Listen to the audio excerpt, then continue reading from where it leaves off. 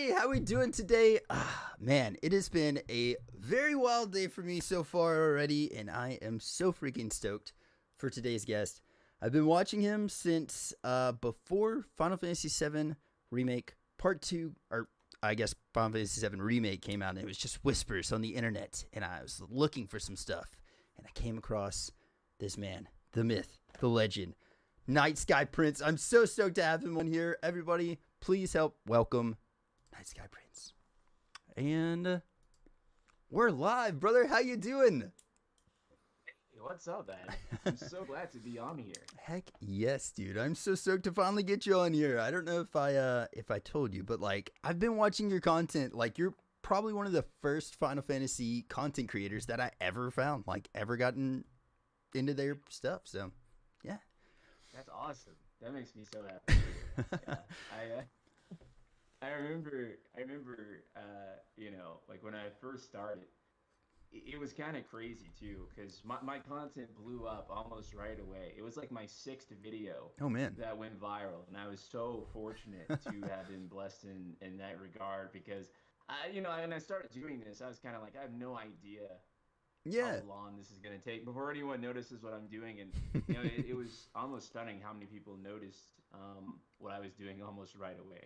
Yeah. Which is awesome I because it doesn't normally happen. Right? Yeah, no, normally it takes like if you go back and look at some other people's videos, like their first couple of videos on YouTube, it takes them like years. And that's awesome. 6 videos? Yeah. That's pretty And even then I had some success on the videos in between that. So I think like maybe like my second and third one got like 17,000 views. So it was, Oh my and like gosh. the sixth one I put out was like 300,000, and I was like, whoa. Yeah. And at the time, it's crazy because it actually made me somewhat anxious because I wasn't used to having that many eyes on me all at once. Yeah. And so that was a huge adjusting period. Yeah. Yeah. But here we are. Right. What so I your first actual video on there was like a Final Fantasy 14 or 15, and you were talking about like a possible part 2. Did that one kind of gain some traction, or was that like you said kind of took a little bit, maybe like 5 or 6 videos after that?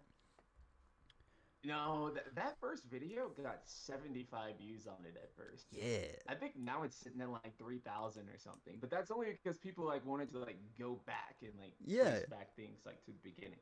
But when I first launched that video in like the first week or two, it capped out at like 75 views. Mm-hmm. And so I guess my first impression was like, okay, I guess I suck at this, but I'm gonna keep going. Something in my brain kind of like clicked, and it sort of said like, what if I keep going? Because I had tried YouTube before, right? Yeah. Like I tried it before when I was like 19. For reference, I'm 30 now, I think. and I was 25, 24, 25 when I started doing YouTube again for as TheNightSkyPrince, and Mm-hmm. I had tried to do like some like typical YouTube stuff for a while, but this was the first time that I decided to try and do gaming stuff. Mm-hmm. And so, I just thought like, what if I just kept going? Like, what if I just didn't stop? Yeah. And what if I just kept putting out videos? And I didn't expect that to pay off as fast as it did. Yeah. But I just felt like, yeah, you know what? I'm just going to keep doing this, and eventually I feel like it'll work. Yeah. And then somehow it did. I think like I So, think having that mentality going into it, like people sometimes develop that like well into it. They're like, man, I'm not getting the results I want, but let's go in and just keep going and see what happens. Like hard work and dedication pays off. But like you had that going into it, and that's pretty awesome. yeah. And so I kind of, at the time, what was going on in my life was I was going through a lot. Mm-hmm. I had dropped out of college. I really didn't know what I wanted to do with my life. So Yeah. in that time, I kind of just thought, now is the time to pursue everything that I wanted to, that Yeah. I will regret like so much when I'm 40 or 50 or 60, and I'm like, I have kids and wife, and I'm married, and Yeah. all these responsibilities. So I was like, okay, still living in my parents' house at the time, Mm-hmm. working a small job, and I was just like, yeah, you know what? I'm gonna just do everything that had been on my mind at Yeah. that time, and stick to it all, more importantly, Hmm. and something will manifest out of it. And surely enough, here we are. Dude, yes, I love hearing that, man, because that's like, Yeah. I don't know. I feel like a lot of people need to hear something like that, like a success story of like just what happens when you just take the brakes off and go for it, you know? Yeah. It's what you need, and I have been listening to a lot of those myself leading into that, and that's what gave me that momentum and that Yeah. energy. Oh, that's So, cool, man. What what was your first YouTube channel like before you started Night Sky Prince? What was that? oh man, dude, tried to make like comedy videos.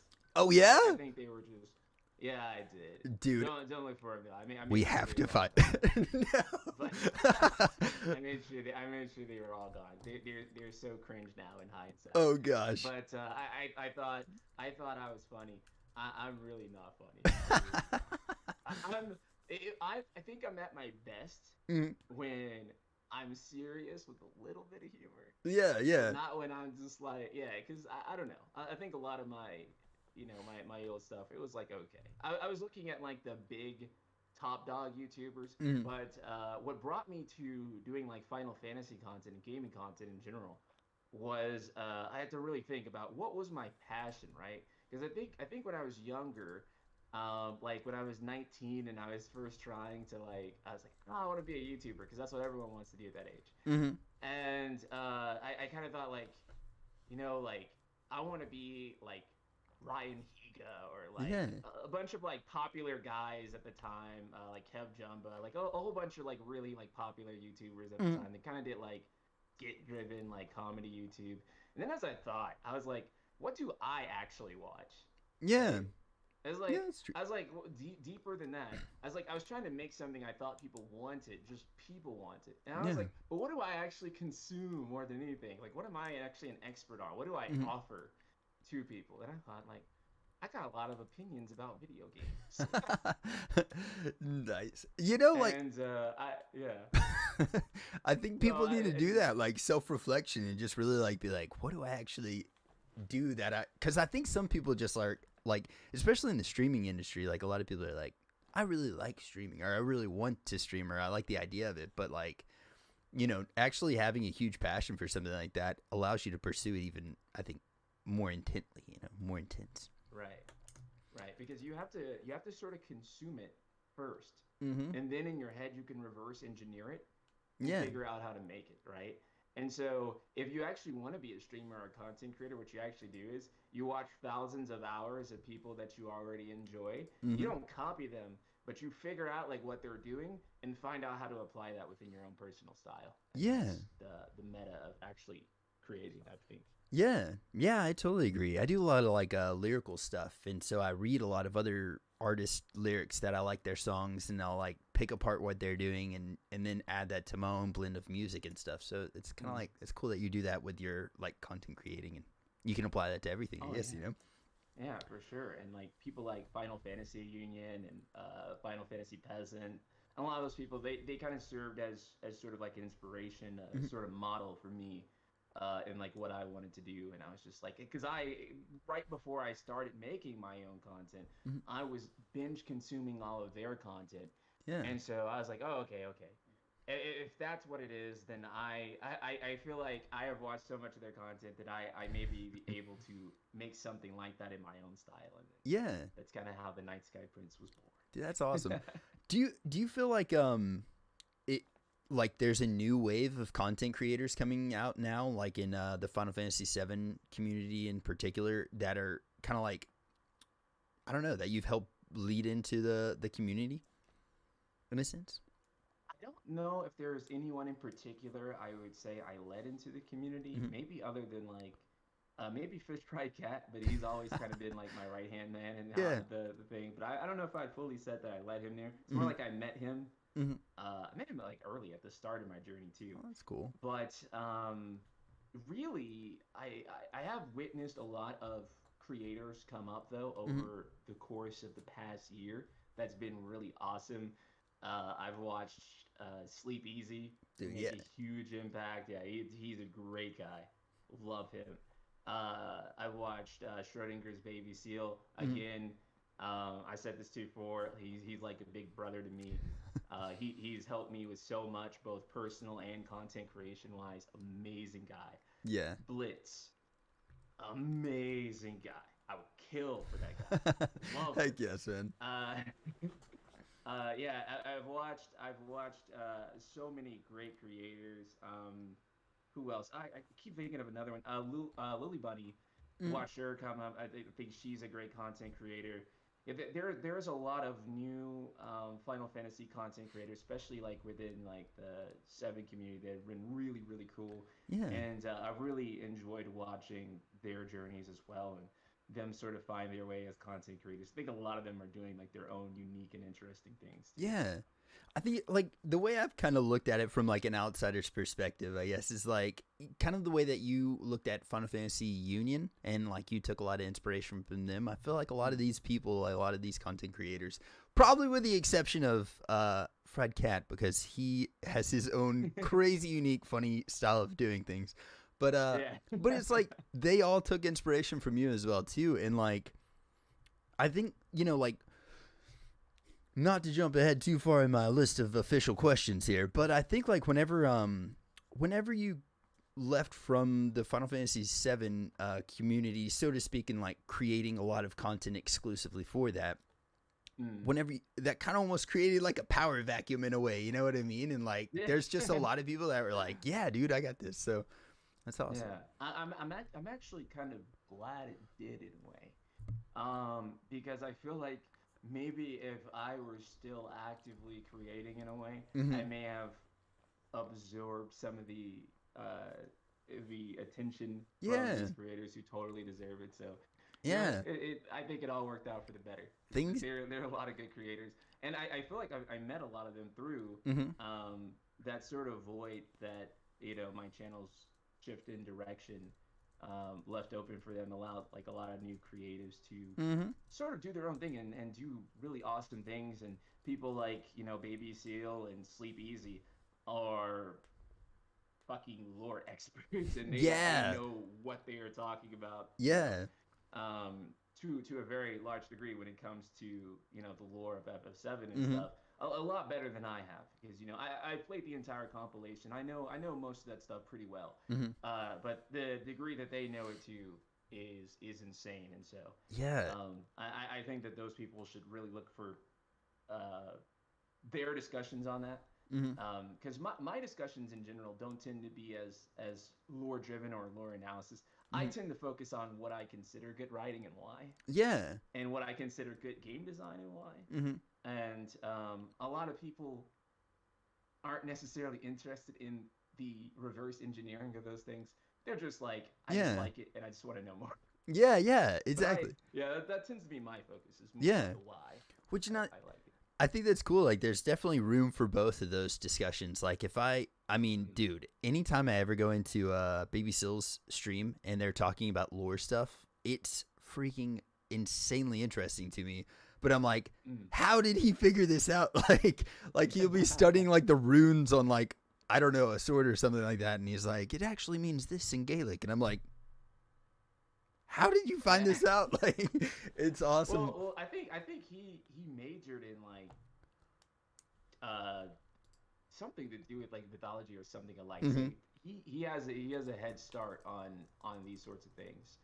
Yeah. And when you realize how much stories tend to pull from them, you tend to see the popular ones that people tend to Yeah. draw from the most. We had Mo on here. Actually, I think twice now. Mo's freaking awesome. MJ Gallagher, Oh, and great guy. Yeah. yeah, and he's so well spoken in it. I mean, like, I don't know. That is definitely his bread and butter is like knowing the lore behind stuff. So, but Yeah. Yeah. how did you get started on Final Fantasy? Like, what was your first experience with a Final Fantasy game that you can remember?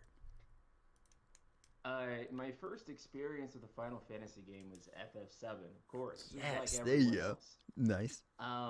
Playing it as a kid, playing like your first RPG as a child is really challenging, right? Because most games, especially up to that point, Hmm. if you were a '90s kid, especially, playing most games, everything is a lot more clearly outlined for you, or a lot more Hmm. linear, right? You Yeah. can't get lost playing Super Mario because you didn't read like Yeah, yeah. the last bit of like text, right? Mm-hmm. And so it was really one of the first games that I really had to pay in-depth attention to. And I think the first time I played it growing up, I mean the whole thing went over my head. Yeah. Like as Yeah. a kid, I just knew I liked Cloud. I was sad when Aerith died. And I liked all the characters, and that's kind of all I knew. And then Yeah. kind of like replay through the game during like my like late teen years, Mm-hmm. right? It was like around the time when Advent Children Oh, nice. was coming out, Mm-hmm. and Crisis Core, and a lot of compilation stuff. And I think that's when it like first started to like really speak to that and Yeah. speak to me. And then in between that, I was also playing Final Fantasy X, and Oh that my game God. also, yeah, that game, Nice, dude. that Yes, game that was game is also amazing. like a, and growing up, what I had played was a lot of platformers, right? So I was Mm-hmm. playing like a lot of Mario, Banjo Kazooie, Jumping Flash. I played Yeah. the most obscure Crash platformers, Bandicoot stuff. Croc. Oh, Croc. Nice. There you Yeah, go. yeah, Old Croc school. was great.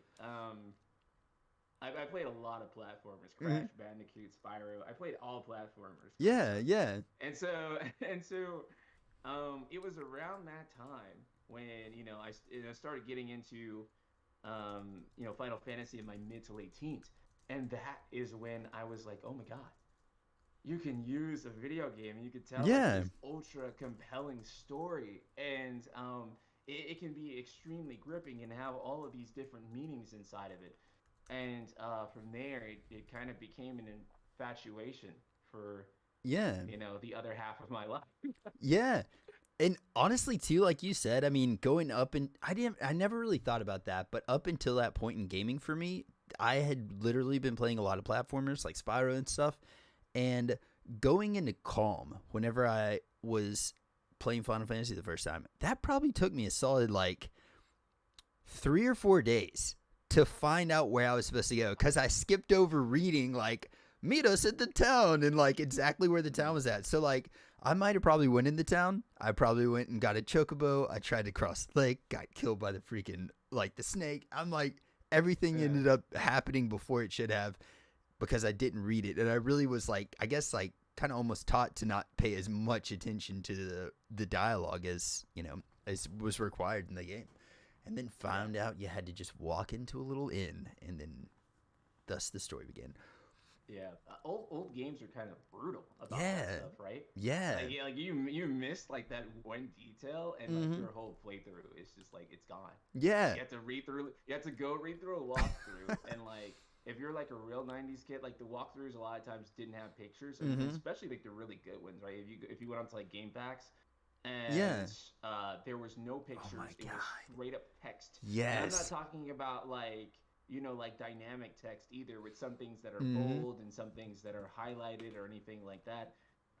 It's like It was just straight yeah. up text, Mm-hmm. like text, Dude, I'm still and using that yeah, stuff, man.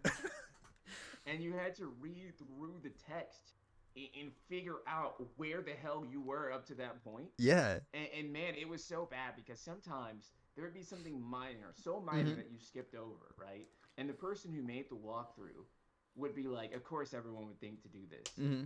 but you didn't think to do it, or you didn't understand like, oh, okay, I'm Yeah. supposed to do that. Mm-hmm. And you would totally be lost because then you'd have to dig through like 4 or 5 different versions of the walkthrough that other people made, Mm-hmm. and figure out which one of them actually included that detail because you didn't know you were supposed to do that specific thing. Yeah, dude. I'm glad you even said game facts. It's like so. I don't know if a lot of people use it still or not, but like if I'm going for like a platinum run, whenever I try to do, I platinum like 7, 8, and 9, which 9 is still not platinumed, by the way. That is like the most ridiculous mini game to platinum the jump rope scene. This jump rope, yeah. That's like the bane of my existence. Still, I'll get on every Yeah. once in a while and just try it, but I don't know. But yeah, like game facts, man. That's where I got on every one of them for like trophy guides and stuff. I'll go through it. Mm. What about Cheat Code Central? Legion's throwing it out there. Oh my There you gosh. go. Yes. Blast from the past, man. Yeah. Game Shark. You remember Good some Game God. Shark? Dude. Oh yeah, I loved Game Shark. I didn't actually use Game Shark for FF7 when I was playing through it, surprisingly. Yeah, Which in hindsight kind of blows my mind. I cheated on so many games after I beat them yeah, most of the time. but of course, yeah. Like I've told this story I think before on stream, but Final Fantasy VII, and I know this is gonna sound so stupid, okay? And I already have like in chat, it's a very big joke, running joke that I'm completely illiterate, right? But Final Fantasy VII, literally, I was having a horrible time with like reading in school, and I was like, I don't know, 8 maybe whenever I played the game, and dude, me and my stepbrother Matthew would like sit there and he'd like read me the game, and I'd be playing, and I don't know what happened, maybe me and him got in a fight or something. He was like, "No, dude, I'm not gonna play with you," and I was like, "No, I gotta find out what happened." Like it was like right before, like in the calm thing. So like I learned pretty much out of necessity how to read because of Final Fantasy VII. I'm giving them full credit. Okay, teachers had no luck. The game. Yeah. That's what got me. Yeah, no, absolute same for me. Playing like Final Fantasy VII and like Pokemon and a handful of other RPGs I had discovered at the time taught me reading so much better than all of the stuff that the teachers wanted me to read. Yeah. And now I don't know how kids are going to learn how to read because all video games are voice acting. Yes, 100%. Oh my gosh, dude. Yeah.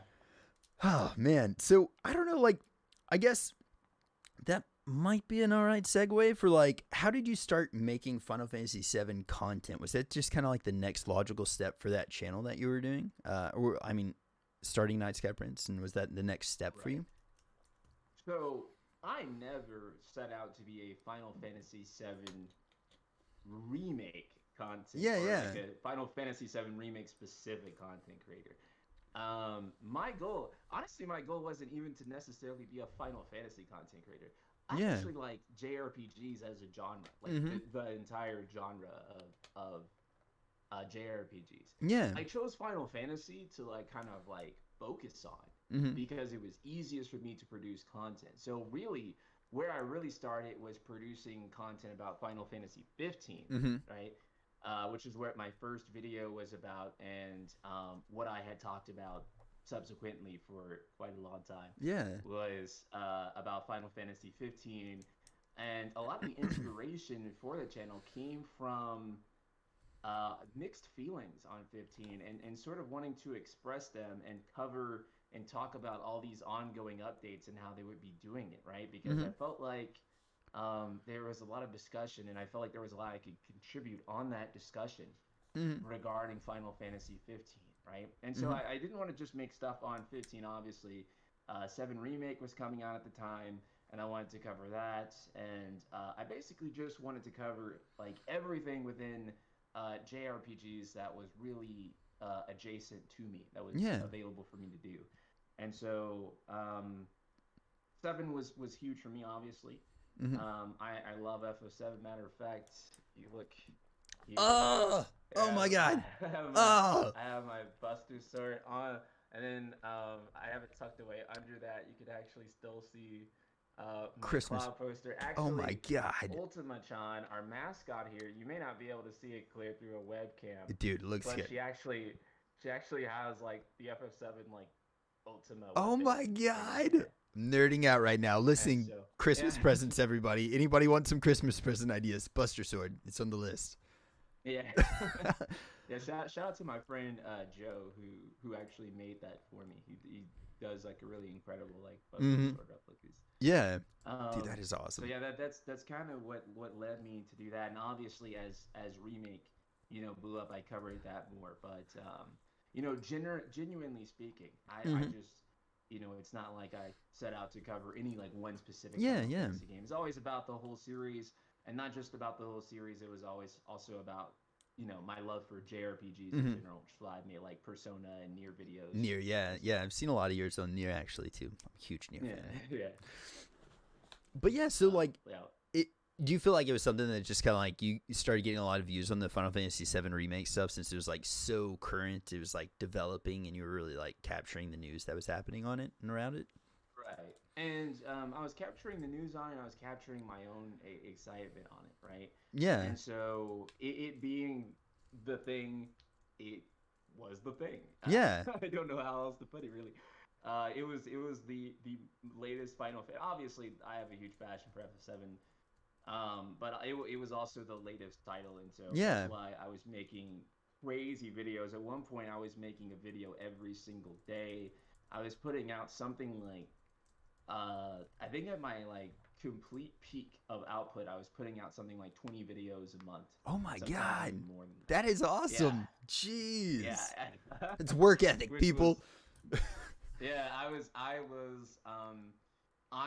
outputting like crazy, and That's that's when the awesome. channel was getting something like, like 1.5 million Yeah. views like, per month. It was ridiculous, Yeah. very ridiculous. Yeah.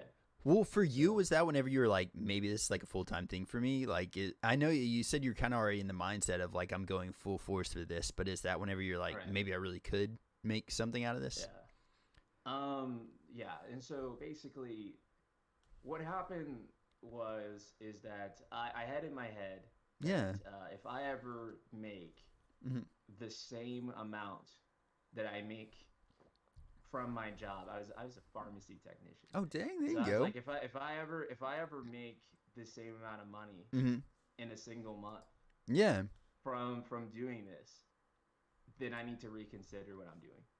And so it was around that time in like 2019 Hmm. where I was just like,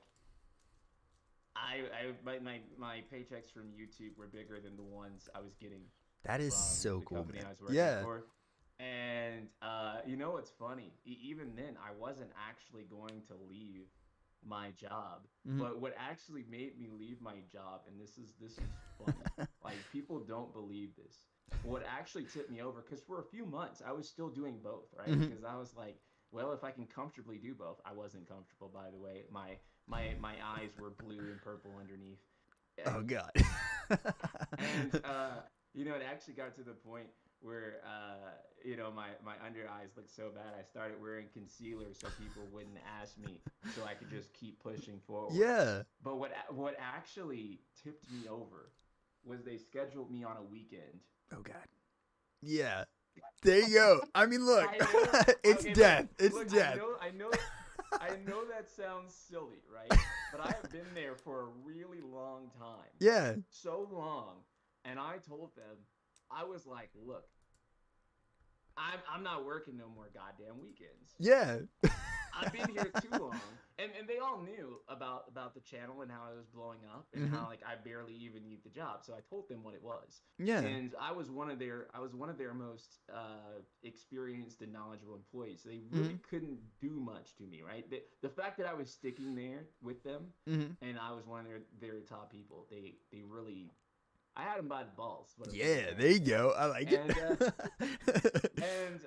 they knew I had options. And Yeah. so I told them, I was like, look, if you want to keep me, the deal is this: Hmm. I don't work weekends anymore. Yeah. And then they scheduled me for a weekend, Ah. and I was like, and then I go in there, and like my last boss would have never did this, but we had a Yeah. transition in power, Hmm. and so I Oh, God. point to the schedule, and I'm like, the fuck is this? Yeah. What is this shit? You come to me. What is this? What is this?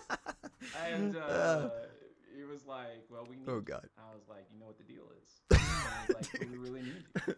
Put my 2 weeks in the next month. Yes, dude. I can see how that conversation would have went down. You're like, the fuck is this I shit? was just it came at a time too where I was just like there working, Mm. and I wasn't happy with the environment, and I was thinking I could just be home making videos Yeah. and it would all be the same. And so Yeah. And like, yeah. I don't, so I don't really, I guess kind of almost a similar situation. It's not, I didn't quit my job for like content creation. I started another company and I was working at like a Lowe's, and they had me scheduled for the 4th of July. And I was like, well, I asked for it off, and they're like, well, we can't give it to you. And I was a manager, and they wouldn't give me the day off. So I Wow. was like, dude, peace. I'm Yeah. leaving. And then I just, yeah, left. But it was the 4th of July, man. I had to go That party. was that was the right thing to do. That Yeah. was the right thing to do. Honestly, if you can ever empower yourself Mm-hmm. to be able to work for yourself, always do it. Yeah. Always do it. Yeah, it's been like this is my 5th year, I think, of working for myself, and like there's been ups and downs, highs and lows, times where I'm like, oh my God, Oh, but oh, for sure. Yeah. it's been really cool, and like I think like once you kind of step out of the like, once you take the veil off, so to speak, of like, hey, I have to work for somebody else. Once you like step out on your own, like you did, like it would be almost near impossible for me to go back to just working a 9 to 5 somewhere. Like, Yeah, it'd be the worst thing in the world. yeah, it's death, man. It's death. It's like we took the what I can't remember, the blue pill, I guess, in the Matrix. It's like you're waking up to the Matrix. You're like, what? Yeah, you can't do it. Yeah. But well, so we talked a little bit about like getting into it and stuff. But like, so I remember watching a lot of your content, especially like right around whenever remake part, like the first remake came out, and then just all of a sudden, and then you moved to Twitch. You started streaming on Twitch, I think, during that time, correct? Like you actually started streaming just a little after it came out. And I remember being like, I wonder if he's gonna stream Final Fantasy Remake or like the original Final Fantasy VII. And then like I found out that you had stopped creating content for it. And do you mind kind of telling that story, like why you got out of it and what happened? Oh boy. Well, it's quite the complicated story, and you know, if I were the man I am now versus the man I was back then, it probably would have turned out a lot differently. Yeah. Alas, you know, you have to go through the thing in order to become the person who could actually handle the thing that you couldn't handle before. That's the truth, man. That's the truth. So, yeah, as much as we would like to think that, oh, yeah, it could have been different if I just made this decision and felt this way and did that thing. And yeah, but it couldn't be that way. But we will discuss that. So, oh boy, I was probably consider myself one of the top Final Fantasy VII Remake creators around that time. Yeah, for sure. Yeah, the viewership was ridiculous, and the amount of attention I was getting on it. People were like writing articles about my videos. Oh, dude, that's cool. That was crazy. Yeah. And so I was playing Final Fantasy VII Remake before it came out. I had got a review code. Shout out to Square Enix for that, which because I emailed them. It was really tough to get a review code for that game. Oh, that's cool though. Yeah. Shout out to people at Square who I was able to reach out to, and they were able to hook me up with that. So I was playing the game, and there's a lot of misconception that I was expecting a remaster. Yeah. I guess, which I feel like is like the weirdest thing, right? Because a lot of people were like, NightSkyPrince just wanted a remaster, and because I talked at length in most of my videos, about how the game couldn't be the same. In fact, I made a video called "Why Final Fantasy VII Remake Can't Be the Same as Final Fantasy VII Original." Yeah. And I made that video in 2018, 2 years before the game came out. And it has like 1/3 dislikes on it. By the way, I said nothing controversial in that video. Everything I said in that video is what most of the fandom says now. Yeah. Dude. And when I said that, though, I was BTFO'd. Everyone was like, oh my God, this guy is an idiot. He's a blind shill for Square. Oh God. He just blindly loves anything FF7. Yeah. Which definitely is not true. Yeah. But at the time, I had already explained that this remake literally cannot be the same game. It absolutely it's impossible. The way they have to rework everything in order to make this work in a modern AAA video game, it's not possible. I remember seeing that. I also made videos on how I thought the story would change and different things like that, and I was actually really looking forward to how the story would change and all those different things too. So man, when the game came out, actually before the game came out, when I was playing it for my review copy, they went in a certain direction that was quite unexpected for a number of people. Are we talking like whispers unexpected? Is this what we're talking about, or like just the overall? If we're specifically the plot twist of the game. There you go. Yeah. More than anything. Yeah. Right. the plot twist of the game. So a lot of people have thought, when I first opened up about my feelings on this, right? Because in my review, I gave the game a 9 out of 10. Um, and I said it was a really good game. It still has one of my favorite JRPG combat systems of all time, by the way. Yeah, dude, And I it's think so they did clean. a lot of genius stuff in the game. And I still think it's still a very fantastic video game. Yeah. That being said, I opened up about the Arbiter's plot twists and the meta narrative and the sequel stuff, right? And I was very transparent about how I felt. I just didn't think it was a good idea with the ways in which they let in. I tried to explain that there really isn't in what I can perceive. That doesn't mean it's impossible. It just means with the routes that I've read, it just means that through discussion, I was not able to bring myself to a point in which I thought this was a more brilliant idea than what they already had. Yes. Right? Yeah. And that does not also mean that they could not have done something radically new. That was not. It just meant that what they very specifically chose to do new. Yeah. I found underwhelming. Maybe it was, and I do think that part of it, could be that back then, 2 years back, I lacked the tone to really convey what I necessarily needed to in that way, or maybe it was just blind fanboyism that went very rampant.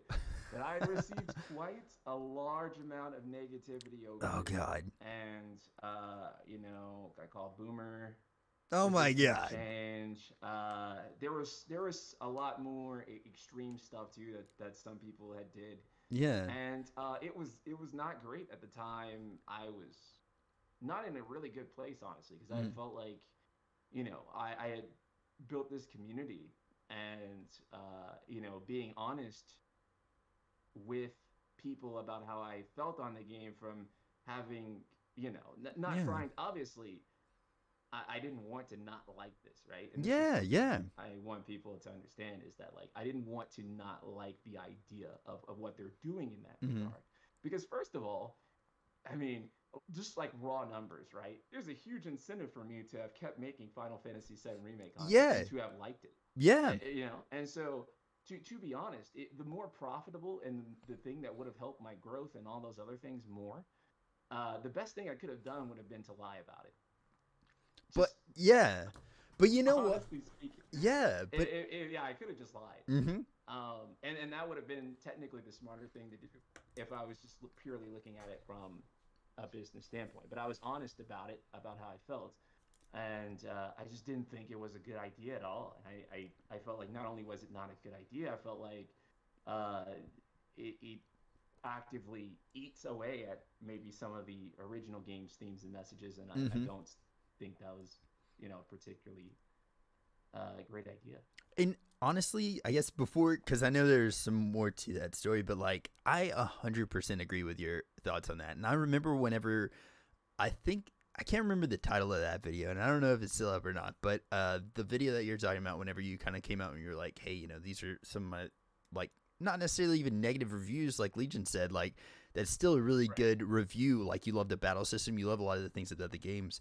But the twist in particular, like, I feel the exact same way about that. It's like, it's not even just that they are changing the game or whatever. It's just that the fact that, like, that in particular route that they chose to go with it is kind of like almost diminishes what it could be. Because it, like, I guess the multiple universe theory or the multiple timelines, does that really take away, like, the importance of our characters and what they've gone through or are going to go through? And I don't know. So I agree with what you said.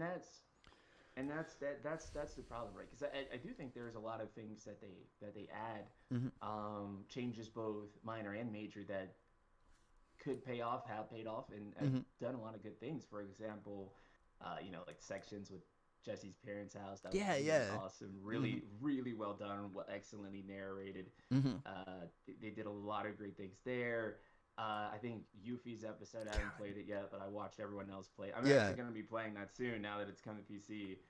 But I watched everyone else play it, and I was like, Yeah. oh yeah, this is it. This is the kind of thing that I was wanting, right? Hmm. Like you didn't expect a Yuffie episode, right? Like Yeah, yeah. everyone's jaw was That was some dropped left field stuff. at the Yuffie episode, but Yuffie's episode doesn't change the meaning of the story, Yeah. change any of the character arcs, Hmm. change any of the messages or themes. It just adds more context, more reasons to love Yuffie, more story for Yuffie, and more context for who Yuffie Hmm. is, right? Can I? That's the kind of that's what I was really Yeah. wanting, right?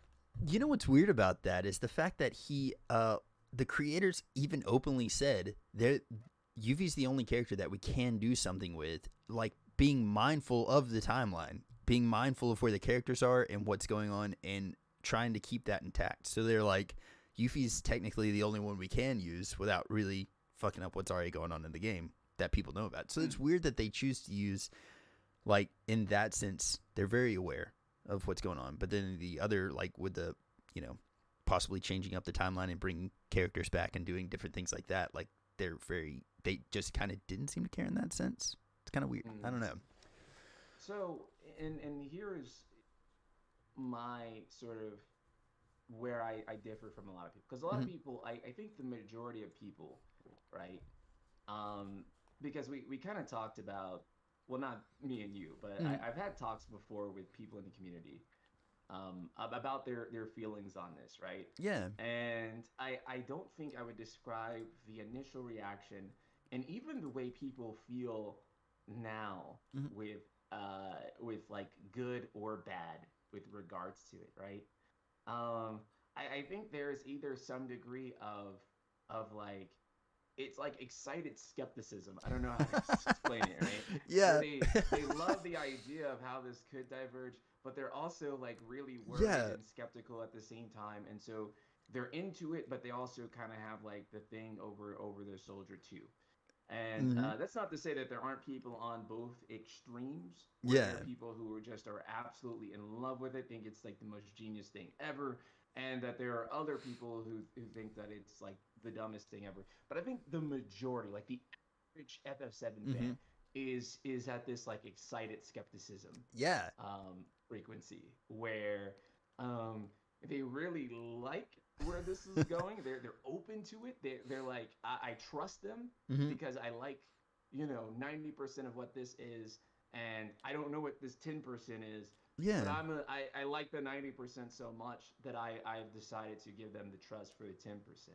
Where I struggle Mm-hmm. with lending Creative Business Unit 1 that 10% trust Mm-hmm.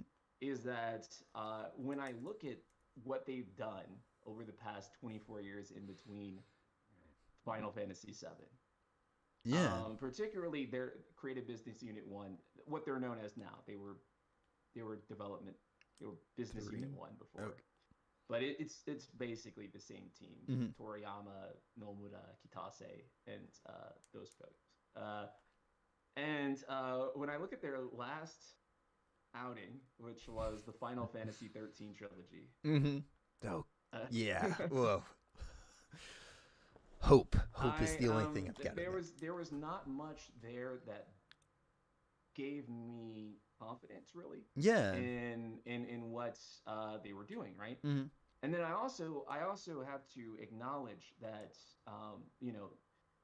those people had been in the company for they still have been there for that 24 years, and I think in those 24 years, if they could put something out that exceeded Final Fantasy VII, like if you genuinely Mm-hmm. believe Final Fantasy VII is the greatest video game story of all time, or at least the greatest Final Fantasy, then you do have to ask yourself why in 24 years that has Yeah. not been exceeded with those same people still working on those Yeah. games, right? That's a good If question. right. Yeah. And so to me, it almost came off to a degree as hubris Mm-hmm. that nothing else they have done has, if nothing they've done has exceeded that, then why would they be able to in some way radically change Yeah. FF7, like veer it off course Mm-hmm. in some dramatic way that Yeah. would then suddenly become better, right? And Yeah.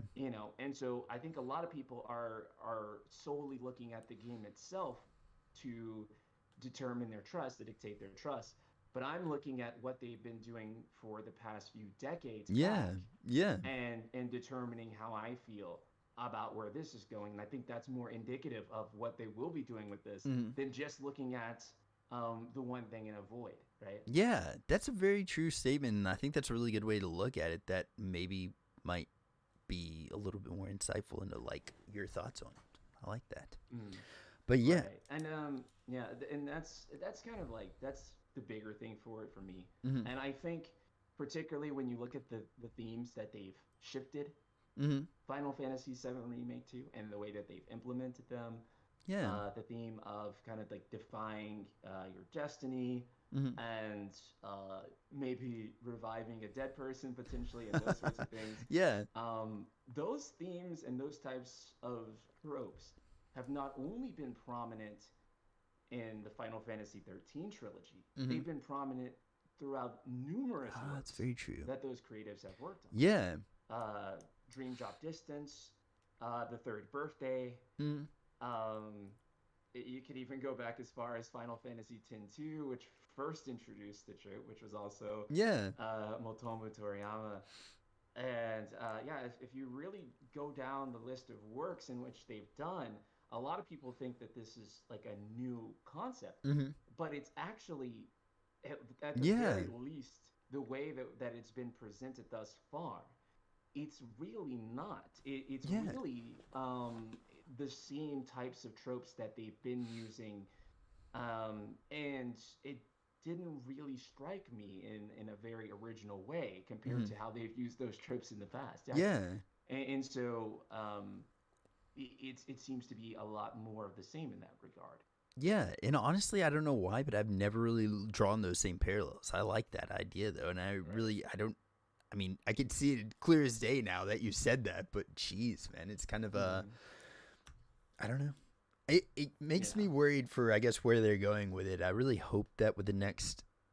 I mean, I guess this is everybody's thoughts. I think that we'll get hopefully more answers than more questions with remake part two. But like, geez, watch us be in the exact same position, like what 2.5, 3 years from now after remake part two is here, and we've all beaten it, and we're all like, what are they gonna I do? think we'll get more questions. I think I so. really Yeah. do. Because genuinely, like generally speaking, the sort of directing style that Mm-hmm. Nomura, especially when Nomura is like working with Nojima, this the mystery box storytelling tends to be Yeah. the way that they tell stories. Mystery box is fine. I have no problem with a good mystery box. Mm-hmm. The only problem with the mystery box style storytelling is that whatever is in the box has to be really, really good. And the Yeah. longer the box sits on the table, it has to It's got to be be better. better. It has to be Yeah. proportional to the amount of time people have been speculating on what's in the box, Mm-hmm. right? And so the amount of time the Final Fantasy VII community has been speculating on it is probably even exponentially more than like a Yeah. normal community because they're so obsessed with it because it's not just a normal story, it's a remake of a story that could potentially be veering off in a new Yeah. direction, which makes them even more infatuated with it. Mm-hmm. And so it means that whatever the mystery box is, if we're talking time travel, multiple universes, history being rewritten, um, future memories, or whatever. Yeah. However, Sleepy as would put it, Oh yeah. Yeah. yeah, like whatever it is, Mm-hmm. it has to be more mind blowing than what anyone is currently speculating on in order for it to currently land. And Yeah. that's another thing with the mystery box too, right? Is if you can predict what it's going to be, then The, it's boring. yeah, exactly. And I feel like that's almost a little bit of the curse of remake part two is because we've had so much time to speculate. Like if they would have, I don't know how far in development they were, or if they were in development at all by the time remake one was actually released. But the fact that we've had so much time to speculate, so many people are actively like deep diving in it. You've got people like Baby Sill pulling the entire thing apart and being like, "Look at this." So like, it's probably like harder on them now to contain what's in that box than has ever been before. So like, whatever creative thoughts they might have, it's harder probably for them now to come up with something original. You know? Right. I don't know. And I suppose that it'd be like a little bit easier if, Mhm. or a little bit more, how should I say? It probably wouldn't give the fans a sense of anxiety in any regard. I would feel like if Mhm. there were clearly defined lore rules that were kind of being used here, Yeah, yeah. rather than something that feels more along the lines of Deus, like of a Deus Ex Machina, Yeah, yeah. which is what the arbiters kind of feel. For those who don't know what a Deus Ex Machina is, or I don't know if you should call it Deus Ex Machina, but it's basically uh, more or less in this context, it's kind of when something just Mhm. happens for unforeseen reasons. Mhm. And normally it's to favor the protagonist, and so I don't know if that's quite the term to use here, but it is something that comes without precedence or without the proper build-up in any other previous material.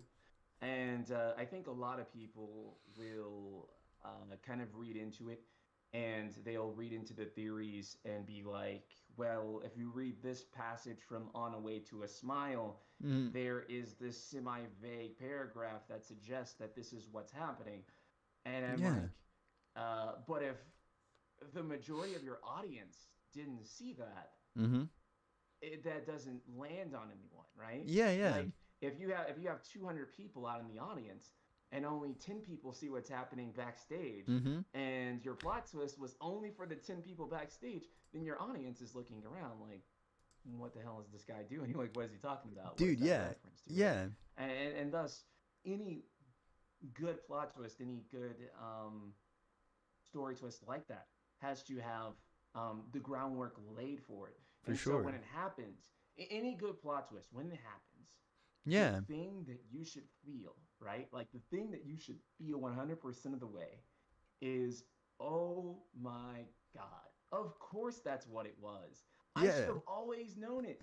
Dude, if you go back when he said this and that, it was right there. It We was in our all should have face. known it, but it was there, right? Yeah. But all while keeping it right out of the reach, so Mhm. that no one will just figure it out like that, and then they're like, "Oh, yeah, it's totally that, dude. It's so Yeah. obvious, right?" Yeah. But you should feel like an idiot after you know the answer, Mhm. because it's like, yeah. And so that's what good storytelling does, right? And the problem with the arbiters is that it never feels like that. It Mhm. just feels like you beat it, and then you're still just like, Wait. what? Yeah, yeah, exactly. Yeah. Right. So it's a plot twist, but you don't actually know what the plot twist even is. You just Mhm. know that it's not gonna be the same thing. And Yeah. yeah, and so like I said, it's hard for me to perceive in which ways that could be made up for, especially in terms of maybe reviving Zach. But Yeah. it's not to say that, oh, okay, it's just literally impossible to do anything good or have any major payoff. But I do think that, at least for me personally, having read over all the fan theories, read about what people think, Mhm.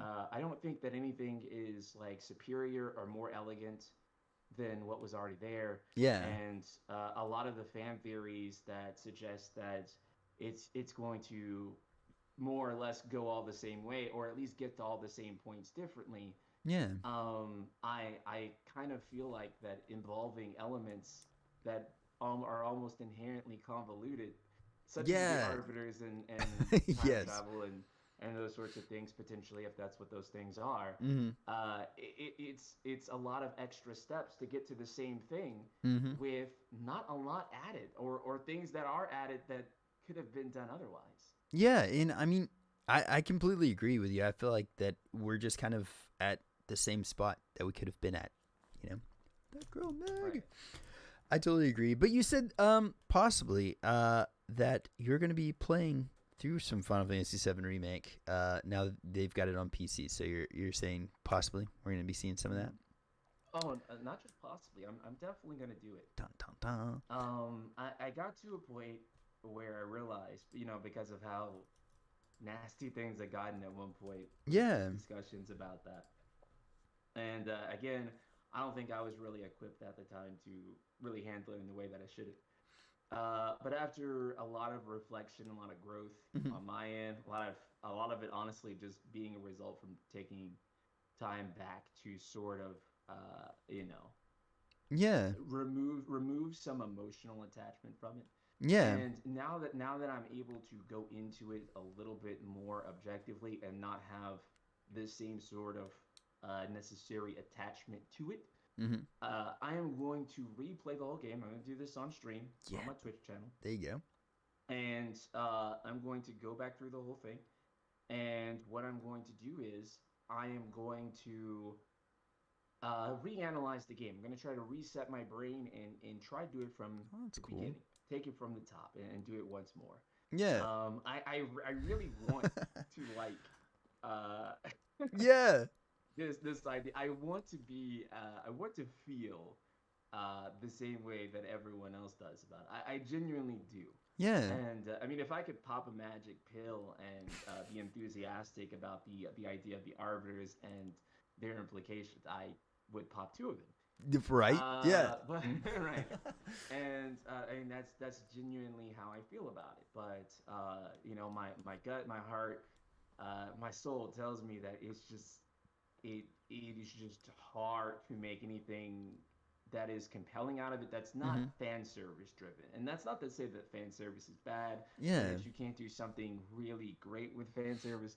But I guess for me, like the moment you are reviving a dead character Yeah. Yeah. in any form, even if they're in like a different universe and that universe never merges, Mm-hmm. um, which is like a very popular theory, which is bonkers, by the way, Yeah. because what story do you know has two threads and the threads never merge? Do you have like a I guess like a do you have your own fan theory of what we're gonna actually see with part two? I do. I do. I don't have any attachments to it, by the way. Yeah, 'Cause a lot of which I people have like that. attachments Yeah. to their theory. Mm-hmm. So I'm totally cool being BTFO'd by whatever they do. Yeah. This is what I have come to, and what I also think would be the better route that they Mm-hmm. could possibly go, and me giving them the most amount of benefit of the doubt. But also, I think it's probably the only way that Mm-hmm. the story could go. I think that rather than dealing with a multiverse, which is the popular theory, because and a lot of people are very one of the reasons that theory is so popular is because people don't want uh, those timelines to merge because Yeah. they know that the story would be weird and fan servicey and Yeah. not Yeah. prioritizing good storytelling if Zach just came back and it was a Mm-hmm. very happy ending and no one who was supposed to die died and no one a lot of people don't want that, right? Mm-hmm. And so a lot of people don't want two versions of each character through a multiverse either, and so a Yeah. lot of people speculate around that. But what I'm thinking that they're going for Mm-hmm. is I think that they are more or less pulling kind of from just a little bit from Yeah. 13 2 with like what Caius Ballard said, where if you change the future, you change the past. Yeah. Which, sure enough, is actually what happens in Final Fantasy VII Remake, right? Mm-hmm. As a result of them defeating the Arbiter, Zack no longer dies. Yeah. Yeah. So they changed the future, and so they changed the past, and it's straight from 13.2. Creative Mm-hmm. Business Unit 1. Yeah. You guys. Right, So, yeah. which and I don't know why some people get like really offended when you point out their previous works, but it's just like But that's what creatives do. They Yeah. lean on that. Like Yeah. Final Fantasy 16 is like obviously Final Fantasy 14 inspired in every way. In story form. Yeah. So, yeah. Yeah. So why wouldn't Creative Business Unit 1's latest game not look at their previous projects? Anyway, where I think this is going is that they rewrote history. Yeah. And that's a much easier story to drive than multiverse, right? Mm-hmm. Because with multiverse, how do you become aware of the other universe without Exactly. Deus Exing Sephiroth Yeah. to make you aware of? Yeah. Yeah. That's the Right. whole thing I can't get over with the multiple universe timelines thing. And I'm like, I really Right. don't understand how they're going to end up on that. And I Right. feel like that, what you're thinking is probably the most compelling. And Right. I don't know. I think for me personally, go on. Yeah. No, I wanted to add this, right? Mhm.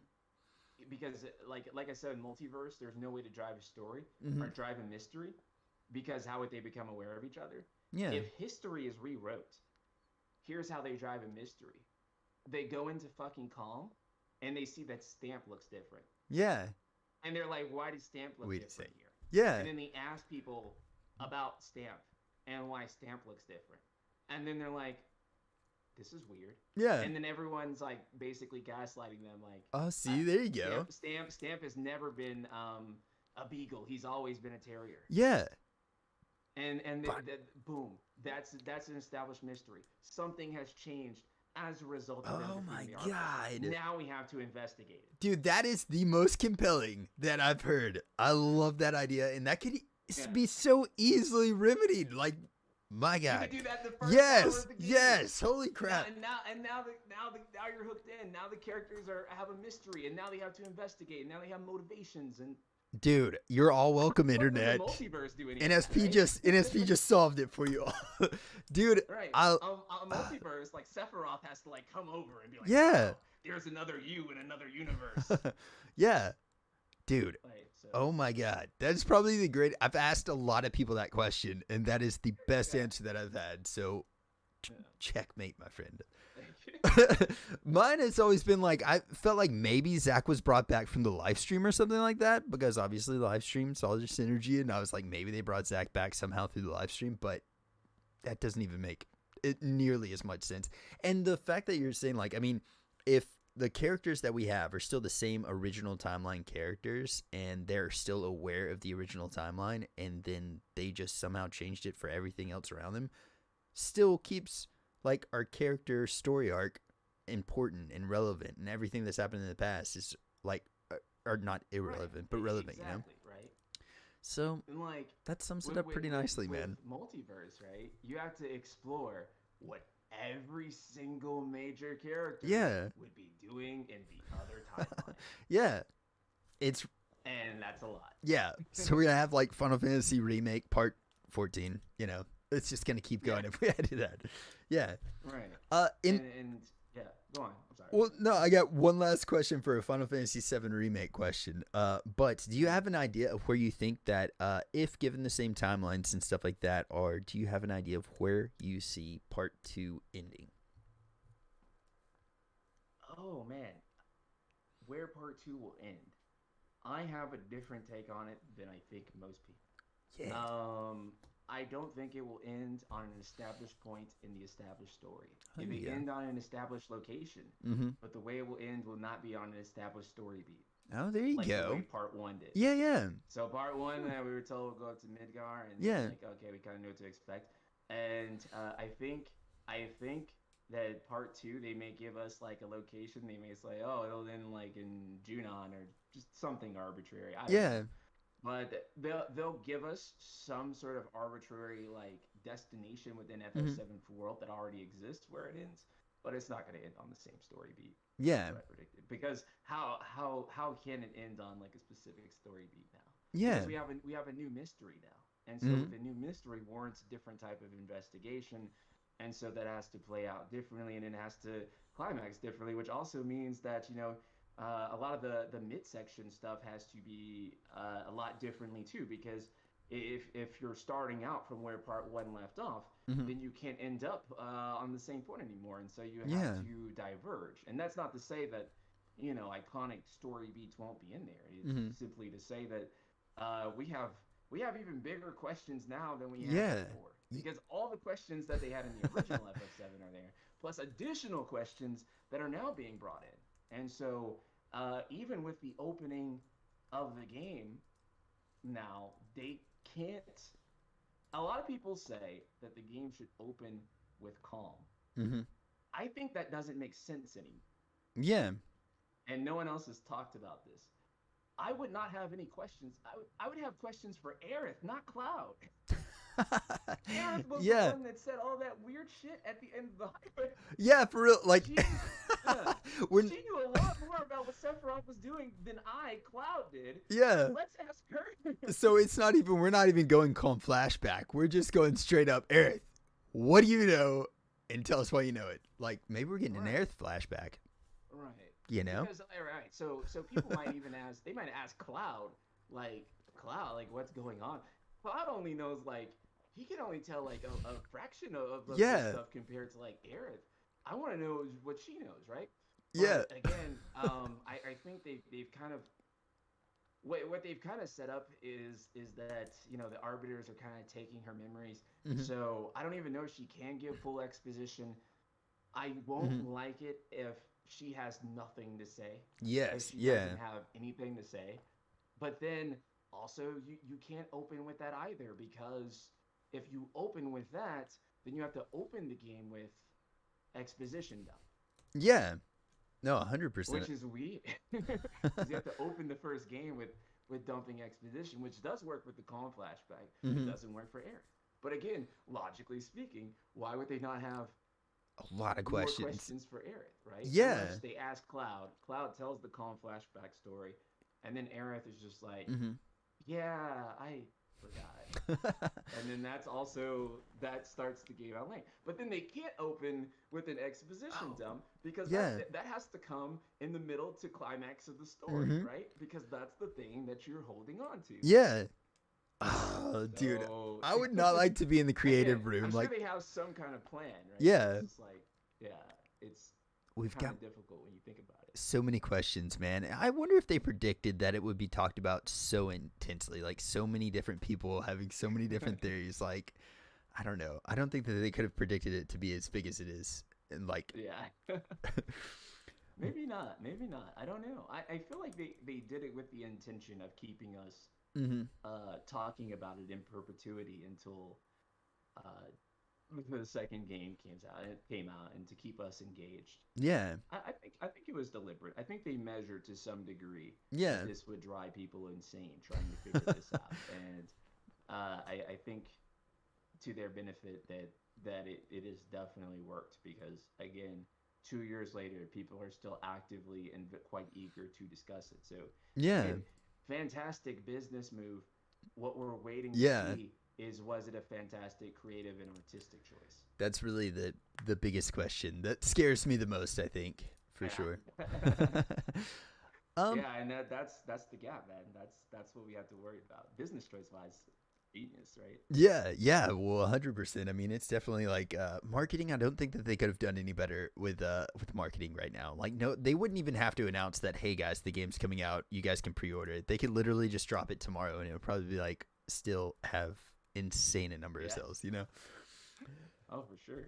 But well, I know that. So you kind of, as far as your content creation went from Final Fantasy VII Remake into Final Fantasy 14 was like the next really big thing that you kind of got into. Where was that something that you had played before? Had you ever played that as, um, just without even creating content around it? Oh boy. Not only had I played Final Fantasy 14 before, Mm-hmm. I was actually a Final Fantasy 14 1.0 player. Oh And dang! so yeah, I played one of the worst Yeah. abominations of a video game. It's fair So to I say. played, Okay, it's fair to say that. yeah, oh god, it was an awful game. I'm not Mm-hmm. gonna lie. I say this is, well, obviously everyone knows that. Final Fantasy 14 fans knows it. It's my favorite Final Fantasy now. But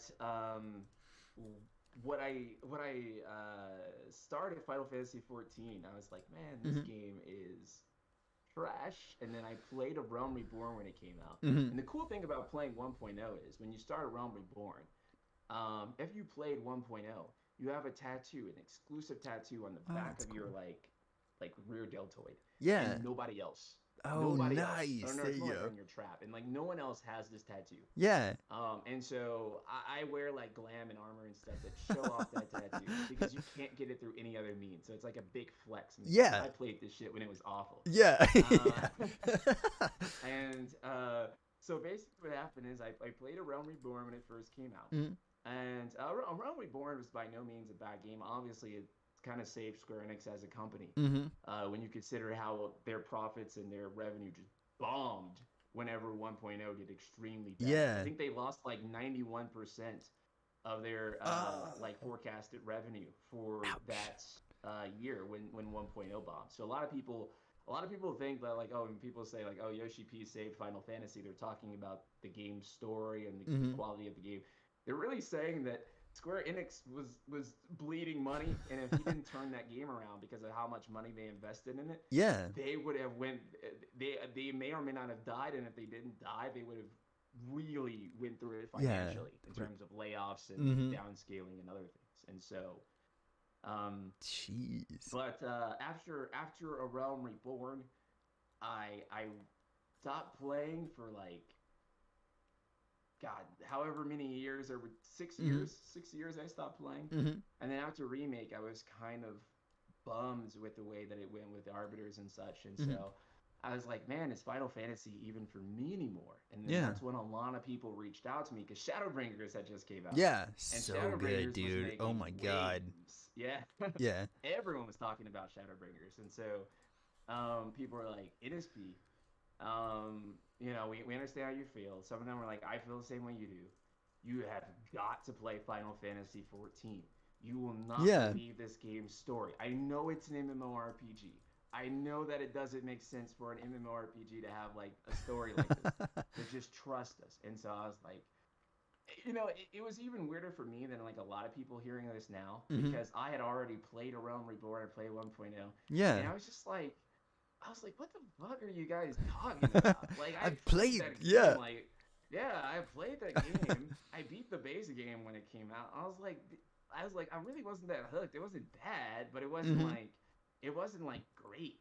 Yeah. And so they're like, dude, just make it to Heaven's Word, because there's patches in between like Mm-hmm. A Realm Reborn and Heaven's Word. So there's just make it to Heaven's Word, and you are going to fucking love this game.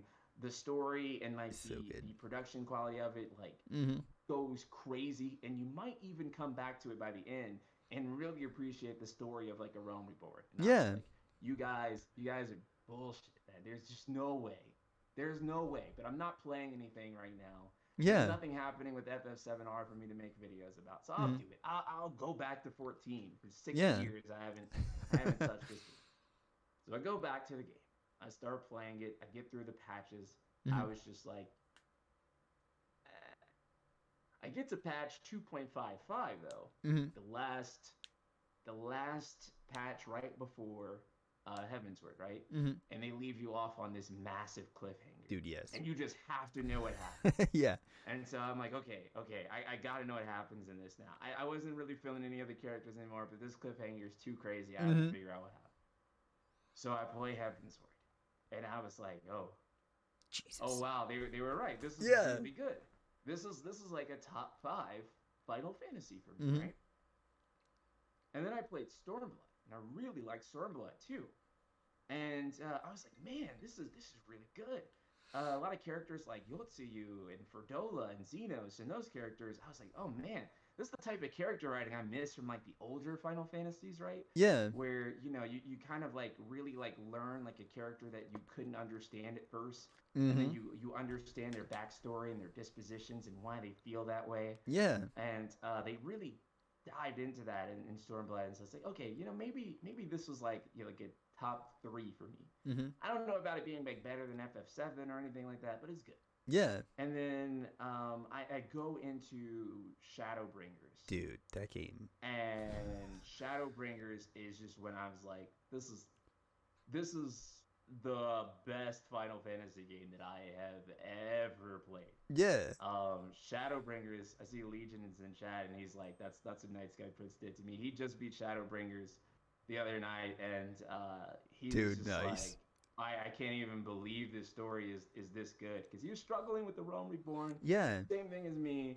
He gets through it. He really enjoys Heaven's Word and Stormblood, and then he gets to Shadowbringers. He's just like, this is one of the best Final Fantasy Yeah. stories ever. And that was pretty much my 14 journey and how I kind of shifted gears there. Dude, I totally agree. And like, yeah, Legion said, what's funny is that nightskyprince did the same for me. And same here. Like, whenever you started talking about it a lot, and I was like, dude, really best Final Fantasy game. And then I bought it. And like you said, kind of struggled through the first little bit. And then, dude, yes, it just gets better and better. And honestly, I'm not all the way through Shadowbringers yet, but I don't know. It's a beautiful game. And like, it's one of those games too, like you invest like so much time into it, and by the time that you do get to that first cliffhanger, you're like, there's no way I'm turning back. I'm getting through this. And like, I mean, I don't know. I know that the first portion of it is like 80 plus hours normally, but it's probably been longer. Down quite a bit. You Yeah. could probably get through it in like 40 or 50. dude, it has taken me a while. It took me a good bit to get through the first one, but yeah.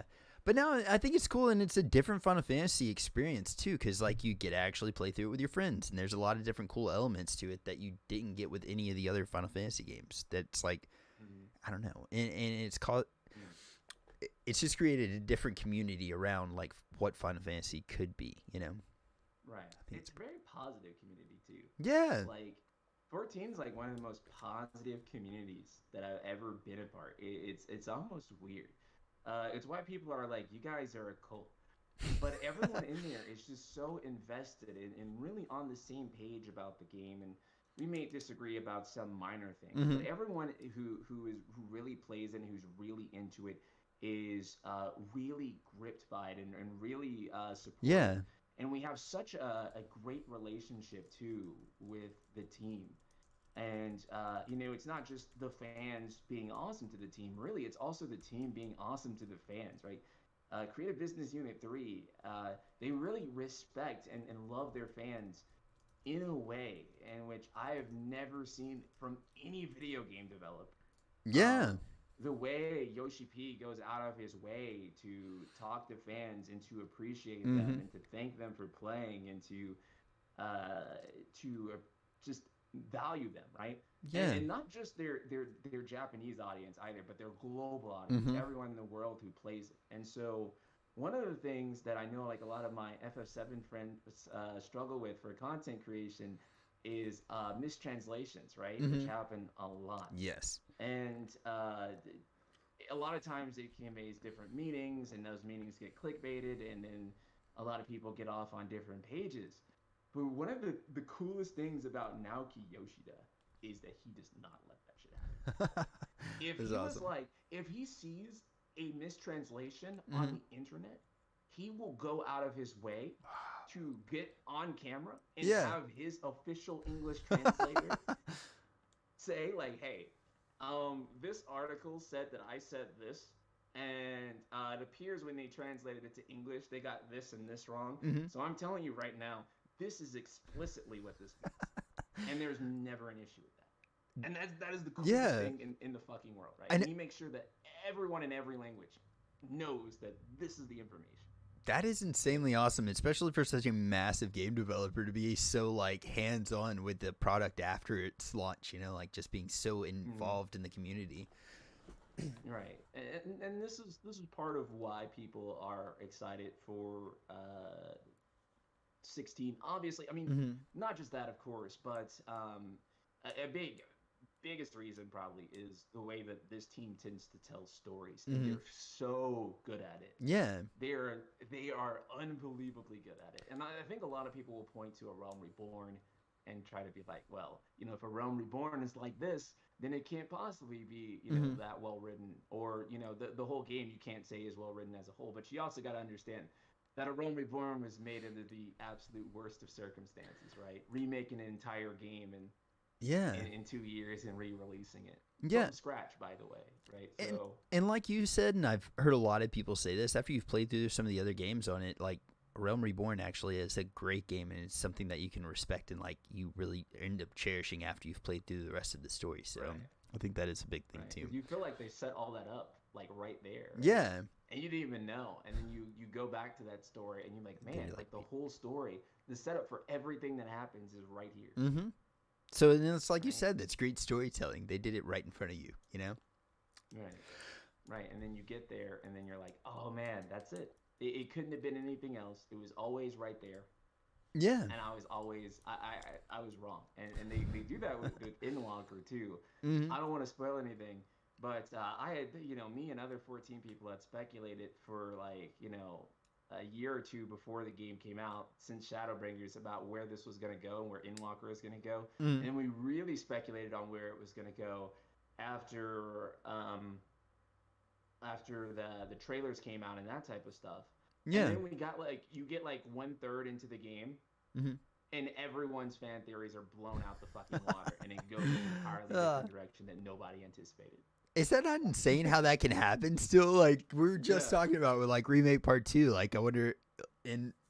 Yeah, it's still possible, man. That's what gives me hope. Yeah. That's what gives me hope for Part 2, right? Is that, like, it could look like it's going one way and everyone has their speculation, Yeah. and then it just darts off in like a completely different direction that Yeah. no one thought of. And it's also really good, of course. It can't just be different for the sake of us. It has to Mm-hmm. actually be different, but like surprisingly good too. Yeah.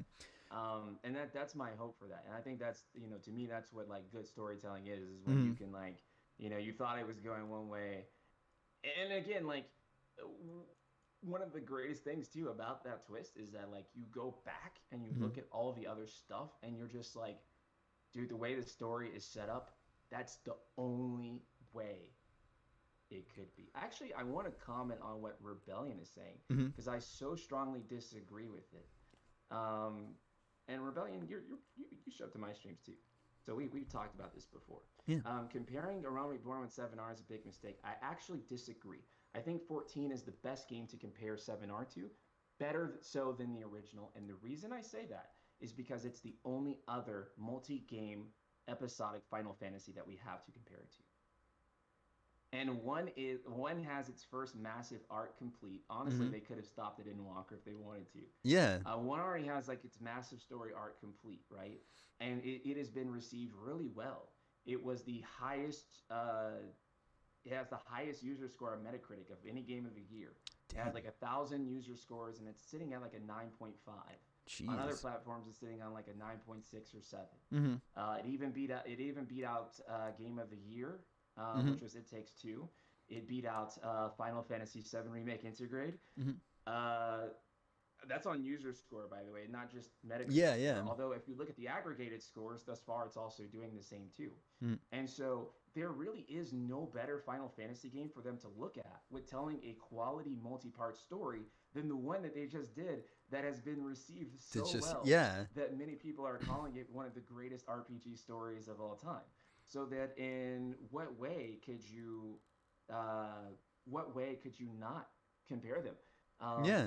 If you're not comparing them, if you're not saying we did something fantastic here that has been extremely well received, and we're trying to do this other project in the same vein, except that it's not online, it's single Mm-hmm. player, and it's being told over the course of multiple games or episodes, however you would like to define it.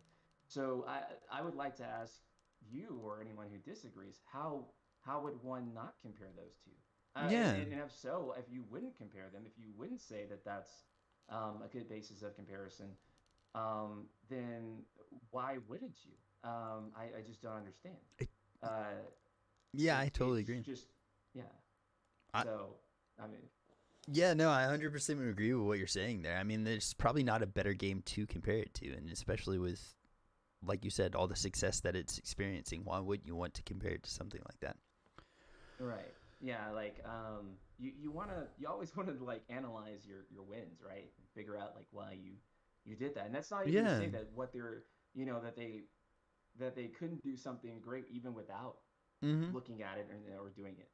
And it's just that if they've already done it, they should totally reference how that went. And that's not even to say that it has to go the same way or they have to build up or use plot points the same. But clearly, there's been some success there, Yeah. and so I think it's a great reference point. And it's not necessarily like, I don't feel like you're saying necessarily like, hey, take the exact same story ideas and just put them in a Right? remake part two. Like Rebellion, you might be kind of insinuating that that's what he's saying. He's definitely not saying that. He's just saying take away like some of the ideology and how they made the first. I think I totally agree with that, man. I totally agree with you. Yeah, and I'm not sure what he means by you can tell the two have the same quality. Really, and it's like I don't know what that means. I don't either, honestly. Um, Do I you? mean, they're both what I would call good video games. Yeah. I don't know what else you're insinuating by that. Do you feel like with 14 they just literally finished it? Do you think that this is the rest of the story? Have they officially came out and said that there will not be another after this? To the contrary, they've come out and said that there's going to be 10 more years of expansion packs, and that Boom! this was only the first saga. Well, this is news to me now. Now I'm pretty stoked to hear Yeah. that, dude. Holy crap. It's insane that they can do Yeah. like that's one thing that I really love about that story is they can go off into certain directions and just continue it. I didn't know 10 years, dude. That is insane. That's gonna Yeah, and well, this is kind of like the difference too, though, right? Is that they outlined where that story was going to go in those 10 years, And while they were making that story, they also outlined where the next story is going to go Yeah. in the middle. Oh my god. That's kind of almost like I don't know, some like I hate to even say this, and I'm not comparing the two, by the way, just to let everybody know, but that's almost some like Marvel MCU type stuff right there. Like they've just setting up the next thing. It's pretty awesome. Right. I feel because someone actually compared it to this, and this is kind of how I feel. They compared it more like something to like Lord of the Rings. Oh yeah. And I feel like that's probably like a more apt comparison, right? Yeah. And then the same person, and this is where I feel like about 7R versus like 7 original. I feel like 7 original was more of like a, how should I put this? Like 7 original was like, are you an anime watcher by chance? Huge. Okay. Okay. So like, you like Full Metal Alchemist Brotherhood, right? Mm-hmm. Have you seen it? One of the goats, right? One of the greatest. Yeah. I think I started on the original before Brotherhood. That's how like I viewed. That's how I viewed the original. Mm-hmm. And I kind of view the twist with the arbiters and that type of thing as like it's like Dragon Ball Z. I love Dragon Ball Z. Yeah. But it's not. It's not like it is telling me a like ultra deep story. Yeah. It's just fun. Yeah. Right? I can see that a lot. It's kind of how like I view Remake now. Yeah. Like I don't think that the twists thus far of what I know of them, Ashley Mark, are like deep from what they've let on. Yeah. But I think it's fun. Yeah. Right? Like, I totally get what you're saying. And Zack fighting Sephiroth. Dude. Yeah. That's some fan service for sure. Yeah. But it's fun, right? It's fun. Yeah. And so if that's where they go, then cool. And that's kind of like where my expectations kind of diverged in there. Yeah. Yeah, I'm just throwing this out there. Ultimate fan service. They're just going to have the same story go through, and then as soon as Sephiroth comes down with the sword, Zack's going to come out of nowhere and save Aerith. Fan service! And I think that would satisfy them. There was a question here, I guess, that someone had asked. Let me see what they said, because I want to answer it. Do you think there will be any key moments from the original that will still be shown and then rewritten? As in, for instance, Aerith's death, and then Spoopy Whisper stuff saves and revives her. Is Sephiroth perhaps aware of fate being changed, and perhaps has some influence? Oh yeah, Sephiroth is definitely aware. I mean, he is obviously, or at least to me, obviously the instigator. Yeah. Of fate being changed, possibly Aerith being the instigator. But in some way, they both have been tied into that. It's likely Sephiroth being the instigator, as you know, the antagonist should be causing conflict. But in terms of key moments from the original being recreated, with history being rewritten, of course. Mm-hmm. Of course, it's not like all of time is rewritten, right? So now you have like the mystery of dealing with them changing fate and things no longer being what it was, but you don't have to alter everything. So Sid's backstory stays the same, Vincent stays the same, everyone pretty much stays the same as a result of this. Everyone's memories stay intact, and likely what's going to happen as a result of things having changed is that only the party is going to remember what the original timeline was like, and the sort of effects that happened as a result of it, right? But you know, your major characters that weren't in Midgar and like weren't involved with that, they won't be like a big issue for them. They'll still be the same characters. See, I think that's a really good take on it. I like that idea a lot better than necessarily just like changing the entire everybody's everything. You know, I think it's pretty awesome. Right. It's really good take on it. And then, because the thing that I disliked most about the idea that like Zack and it's basically weird for me for Zack to be the tipping point of the entire universe. Yeah. It feels way too convenient. With the way that the story is set up. and that the entire tipping point of the whole universe. Granted, I guess yes, in many ways, his death is the catalyst for the story, for Mm-hmm. the game that we see. But it does seem weird because obviously, if the arbiters disappearing at that point in time would create a multiverse, then pure logic, you would have to have a multiverse for every instance in which the arbiters appeared and interfered, Yeah. which would mean there would have to be a multiverse in which Jessie did not twist her ankle. Oh, dude. Yeah, yeah, yeah, exactly. Look, there's a lot of Right? people that'd be very happy if that happened. I'm just saying. Right. There's Or any of that stuff, right? And so you yeah. have to account for all of that. Mm-hmm. And accounting for all of that is weird. And if multiverse is the answer of what they're doing, then what you have to do is that one, if the rules are to be consistent, then a multiverse has to appear for all of those, Mm-hmm. every single instance in which they appeared. And then if a multiverse is there for every single instance in which they appeared, then you also have to account for that in some way and then tie it into the story. But again, it's very weird to do that when you kind of told us that Final Fantasy VII was so massive now that Yeah. to make it into a modern AAA game, which by the way I do believe is the case, Mm-hmm. that you would have to divide it up into multiple games, right? But you already had a hard time, selling people on that, and then people actually did end up quite enjoying that. But if you were struggling personally to recreate the Yeah. game in a single game, why would you create something that requires so much additional Yeah, expanding it plus recreate exponentially. Yeah. plus recreating all that stuff? I Yeah. mean, yeah, that's unbelievable. And Staggeringly. then on top of that, right? And then on top of that, like dividing it into parts actually soothes the minds of investors, right? Mm-hmm. Because then you're not blowing all that money into one gigantic, ginormous game that takes forever to develop. Yeah. You're seeing a bigger ROI, right? Mm-hmm. Return on investment for those who don't know what that Mm-hmm. is. So you're seeing a bigger ROI. Well, here, the amount of jeopardy that you Yeah. you risk with all this with doing that would be insane. So all of those things are what make me believe history is being rewritten. Yeah. And I honestly, the way that you've described it here and your thoughts on what it's going to end up doing, that's the cleanest take on it that I've heard so far. And I think, like, I don't know, you just pretty much just did their job for them.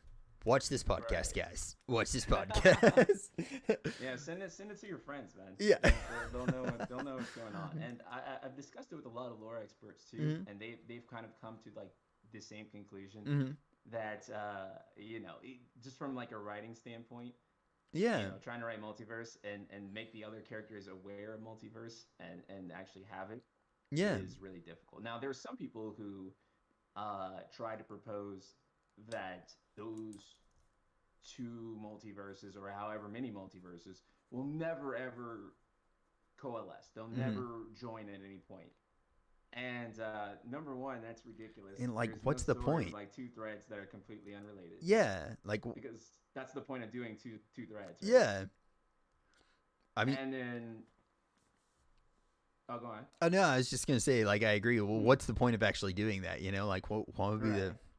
Here's what could have happened, but Right. it didn't happen in our Right. story, so we're just going to tell you anyways. Yeah. Right. And so if it's there to be a separate story, Mhm. right? If it's there to be a separate story just to give peace of mind to people who wanted to see Zack alive, then you basically have you'd have like a massive fan service piece Mm-hmm. in the other game, which would be whispering two different things in the player's ear. Yeah. One would be whispering, "Hey, it's okay. You never have to process death.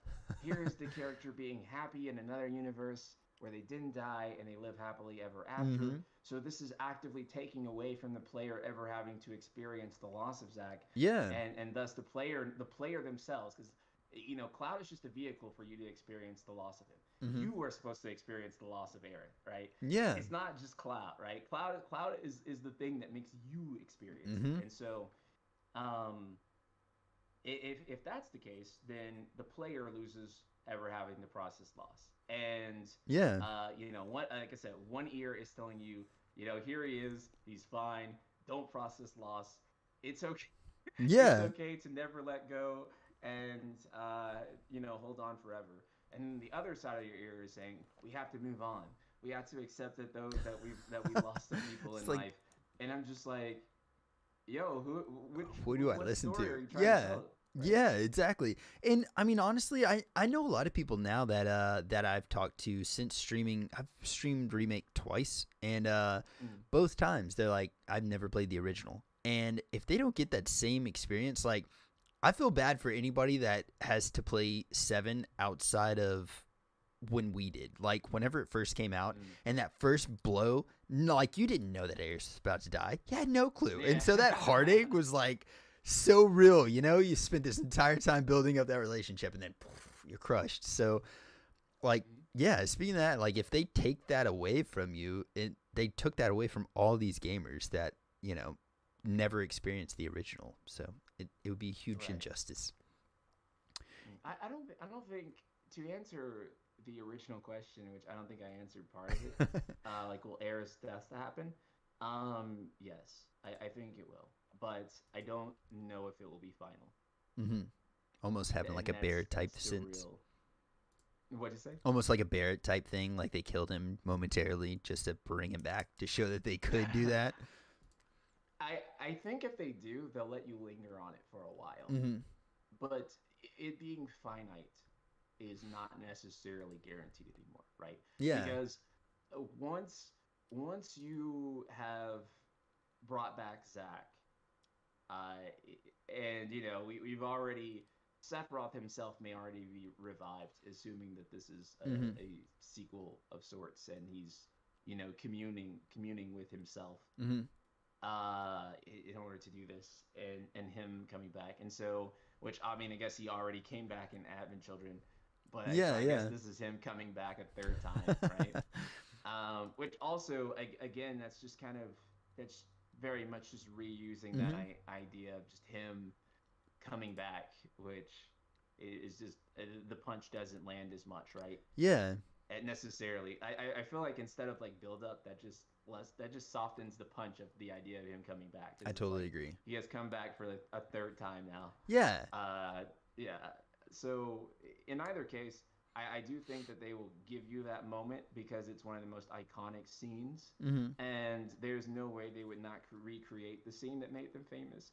But I do think that in their view, from based on my analysis of their work, past and previous, Mm-hmm. I think that they will want to give some sort of resolution to Aerith's death. And if that resolution is the same as what they are teasing with Zack potentially, then I think that resolution is Aerith living in the end, and that Yeah. being a sort of happier ending. It's rough, man.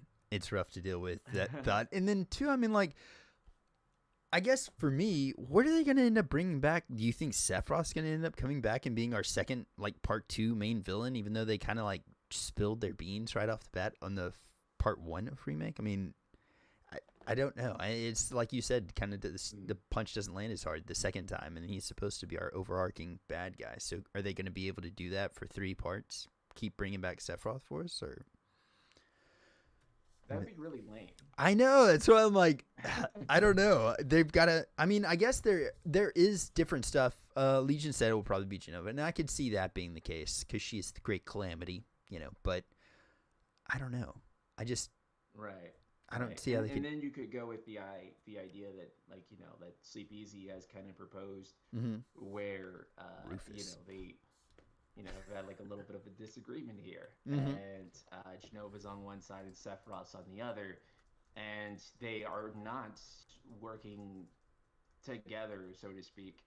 And then that would reasonably make Genova maybe the boss of like the second game, Mm-hmm. and then maybe you rid Genova Yeah. in the second game. But again, we're Some veering high. off way crazy Yeah. at that point Yeah. from what the original was. So maybe that's where they're going, and that's what they would do, and Sephiroth and Genova would be separate, and then that stuff. If I had to take a guess for what they'll do in game two, I think that Kadaj will show up. Mm-hmm. Maybe the other two as well. There you And go. I think that Kadaj may serve as the antagonist. Yeah, kind of almost have like a Sephiroth and Genova almost have this like same Final Fantasy 8 Schaefer and what's the bad guy's name on 8 Uh, Ulta are you thinking of like Cypher? Cypher and yeah, Right. and I can't remember what the woman's name is. I'm actually playing through it right now, but my gosh, why brain farting on her name. Uh, but it almost has like that same Ultimacia. How do you pronounce Ultimacia? Oh, Ultimacia? you're There talking you about go. Ultimacia. Yeah, it kind of almost Ultimacia, has depending like, on how you want to pronounce it. Yeah. dude, don't look to me for pronouncing things, man. I'm like horrible with it. But it Yeah. reminds me of like that same kind of maybe like just back and forth between the two, like the connection between those two characters. Maybe Yeah. possibly.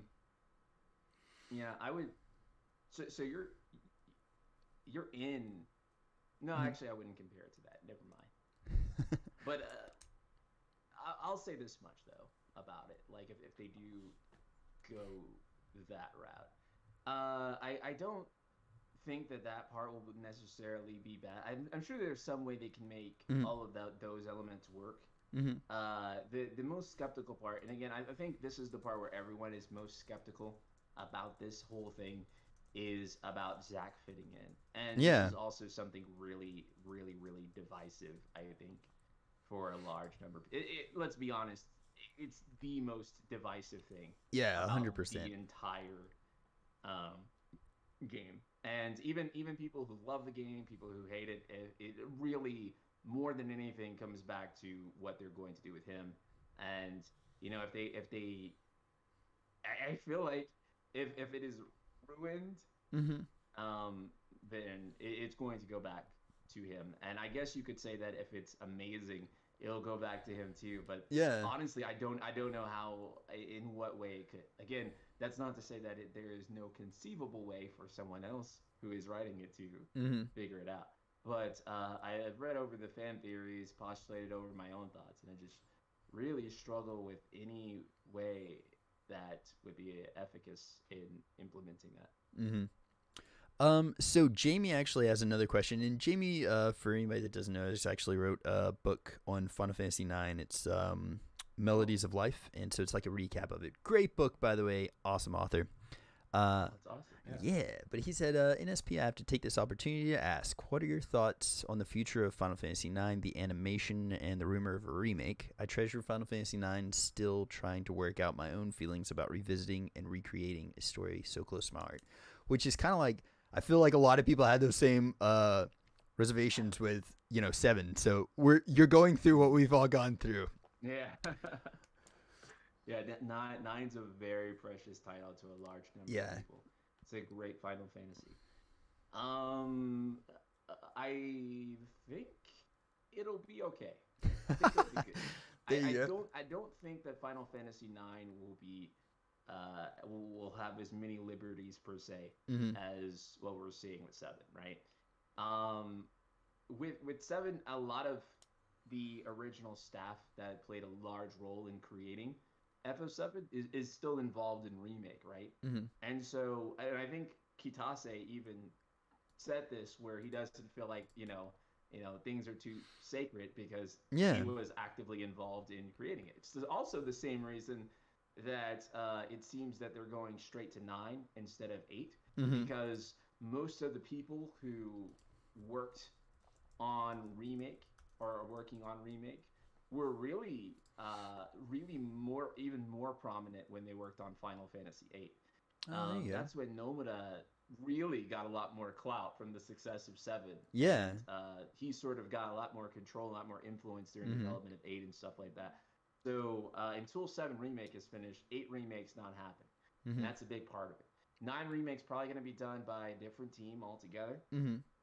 It probably will be handled in a much more conservative manner out of respect for Hironobu Sakaguchi, Yes. and those creatives who worked on the original nine and are no longer with Square Enix actively for the most part, which is Mm-hmm. a lot of them because a lot of them work for like Mistwalker or Monolith Soft Mm-hmm. now. And as far as the animation goes, I think that's good too. I think that's really cool. I think that's a great way to like show like your kids Final Fantasy Yeah. and get them into it. Ah, So I think it's cool, and I think that the animation and the remake and stuff. I think they're going to probably be targeted because we know the anime is going to be targeted at kind of like 8 to 13 is like their target demographic. mhm. So I think what they're going for is trying to get like a young audience in the Final Fantasy because Mhm. the newer Final Fantasies are definitely targeting a much older audience. Yeah. And I mean, 16 in particular is going to be M-rated. So Yeah, yeah, I totally agree. yeah, so that's probably what's going on with Nine Remake I or like the anime. Do you feel like, I mean, do you think that the anime is gonna be very like kiddish, kid friendly-ish? Like after reading Jamie's book, there's a lot of underlying things that were talked about that I really honestly didn't. It went right over my head as a child. Like there's just so much stuff to Yeah, the story, but yeah. Nine has like a lot of dark context that yeah, I don't it pick up on. Yeah. yeah. I mean, whenever I played it, I don't remember exactly how old I was. I know which album came out. I think it was like Meteora came out or something like that around the same time. So I was like listening to that, playing that game, um, Mm. but yeah, I don't know. There's just a lot of like underlying things, like a lot of darker themes to it as well too. Mm. But do you think that it's going to be like focused more towards like the children's audience or like that age group? If they play it right, Mm-hmm. then what they'll do is that they'll still have them there. Mm-hmm. But if you ever watch like a really good film that's aimed at children, they don't necessarily omit those parts. Yeah. They just direct them and give you the proper nudge to say, yeah, that's there. That's Yeah. happening. Yeah. That's Yeah. the implication of what we're saying. And a kid doesn't have to process it. It goes Mm-hmm. right over their head. Just like you were saying, like when you're playing the game as a kid. And so that's just the way that you play it Mm-hmm. in the anime. You play it in a similar manner Yeah. where you imply all the same things, but you don't necessarily, go too deep into it Yeah. and be very explicit. Focus super on it. Yeah. Right. Well, speaking of other things that Square is working on right now, Strangers in Paradise or Stranger of Paradise. Sorry. What are your thoughts? Mm. I know I've seen your video so far. Do you think that after any of the newer things that we've seen, do you think that there's any less cringe going on in this game? Chaos. Wait, they didn't even mention chaos even once. I don't think after the second one, but who knows? Which was and they even said this in an interview. That was basically a direct response to chaos in the first game, right? Yeah. And I find that so weird because they said that they were very much taken aback by the chaos beat. They said that it was everywhere, and I find that fucking hilarious. Yeah, dude, yeah. Because in both the English and Japanese trailer, I counted, it said about 10 to 11 times in both cuts of the trailer. Yeah. There's no way that the Japanese They side had of to Square know. Enix reviewed it, the English side of Square Enix reviewed it, and they just didn't know, really? like, how did you not know? They were too close to it, dude. They were too close to it. Forest for the trees, man. They're like, no, way. You're good. Chaos is so big. Like, yeah. And so it seems to me that there is some sort of lack of awareness Mm-hmm. with, I mean, the whole, the kind of aesthetic and choices of the game seem to communicate that to you about lack of awareness. It's like the way they pitched the game was, for me, could be the ideal game for me. Like, I am a huge Souls fan. Whenever they were like, Dark Souls meets Final Fantasy, I was like, yes. It's just not out yet. So, I mean, the way they pitched it, amazing. But then the way that we saw the first trailer, I was like, Jesus. I don't know. So. And the way the gameplay is and the game design of it is really good. Team Ninja did an excellent job with that stuff. The game plays really well, especially with the second demo. Very unique.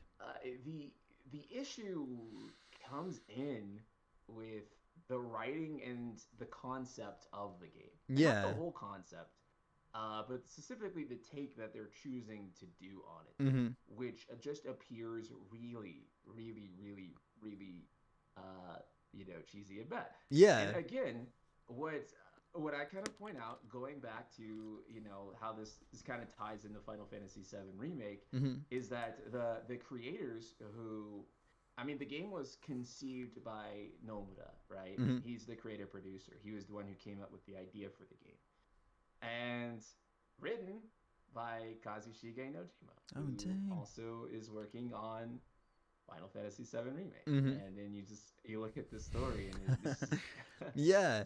again, again. I know that a lot of people. This is the answer the trust thing. A lot of people just say like, oh, if you love the first game, just have Hmm. trust. And then I'm like, I'm also looking at what they're doing, like Yeah. past and present. And Yeah. anyway, back to Strangers in Paradise though. It's really goofy. It's really hard for me to take it seriously. Yeah. I think I'll really enjoy the game because the gameplay is solid. But It I is. think that Yeah. everyone is going to make fun of the story. I mean, they already are, but Hmm. I think that the dialogue, the characters are so outlandish. It might land, and some people might really like the story. Hmm. But if they do, they will like it on how ridiculous and stupid it is, rather than them Over. taking it seriously Yeah. as the developers are wanting us to take it like Yeah. this is like a dark grim Final Fantasy. This is not like this is Yeah. not the kind of lighthearted Final Fantasies you grew Hmm. up with. And then it's also like like Limp Bizkit on the phone. So Dude, yes. Oh my god, that's the greatest. yeah. I mean, So, but honestly, I and mean, that's like, even just the idea of the game originally, like, the original concept of the game was just like an angry man. That was the concept. yeah. Yeah, it's kind of how you pitched it, right? It's Yeah. like, yeah, I wanted to tell like a Final Fantasy story about an angry I man. bet. It's kind of like, Yeah, I was like, yo, yeah. yeah. And then, I mean, he certainly does look like he has punched a hole in Oh, some yeah. drywall before. Oh, yeah, yeah. He definitely He's has that got a couple aesthetic. of boxer fractures, Yeah, Yeah. yeah, like Papa Monster. Yeah, uh, he's got that vibe for sure. I do like. I mean, I think I was talking to Final Fantasy Union. And we were talking about this in chat, but you were saying like the fighting, the style of fighting for Final Fantasy VII Remake was like the whole fighting system was really good, and if they could continue to build on that, and I feel like for Stranger of Paradise, I really did enjoy some of the different fighting style that they had with that. It was actually like some of the I'm trying to remember what it was called. It's like Soul Shield or something like that, I think was the thing that you can do. That was a Yeah, really I really unique enjoyed that thing. I too. really liked it, and it was different. But Yeah, Songbird said Angry Man Sid, I so it's Sid's story yeah. arc pretty much. I like the gameplay quite a lot. Hmm. It's something that if Final Fantasy like mainline titles evolved into something like that, I wouldn't be opposed because I Yeah. really enjoy that style of combat. Hmm. I do think that something closer to what Remake is doing is probably the direction they should go. Yeah. And then they're probably going to go in an entirely different direction with Final Fantasy 16 again. God. Yeah.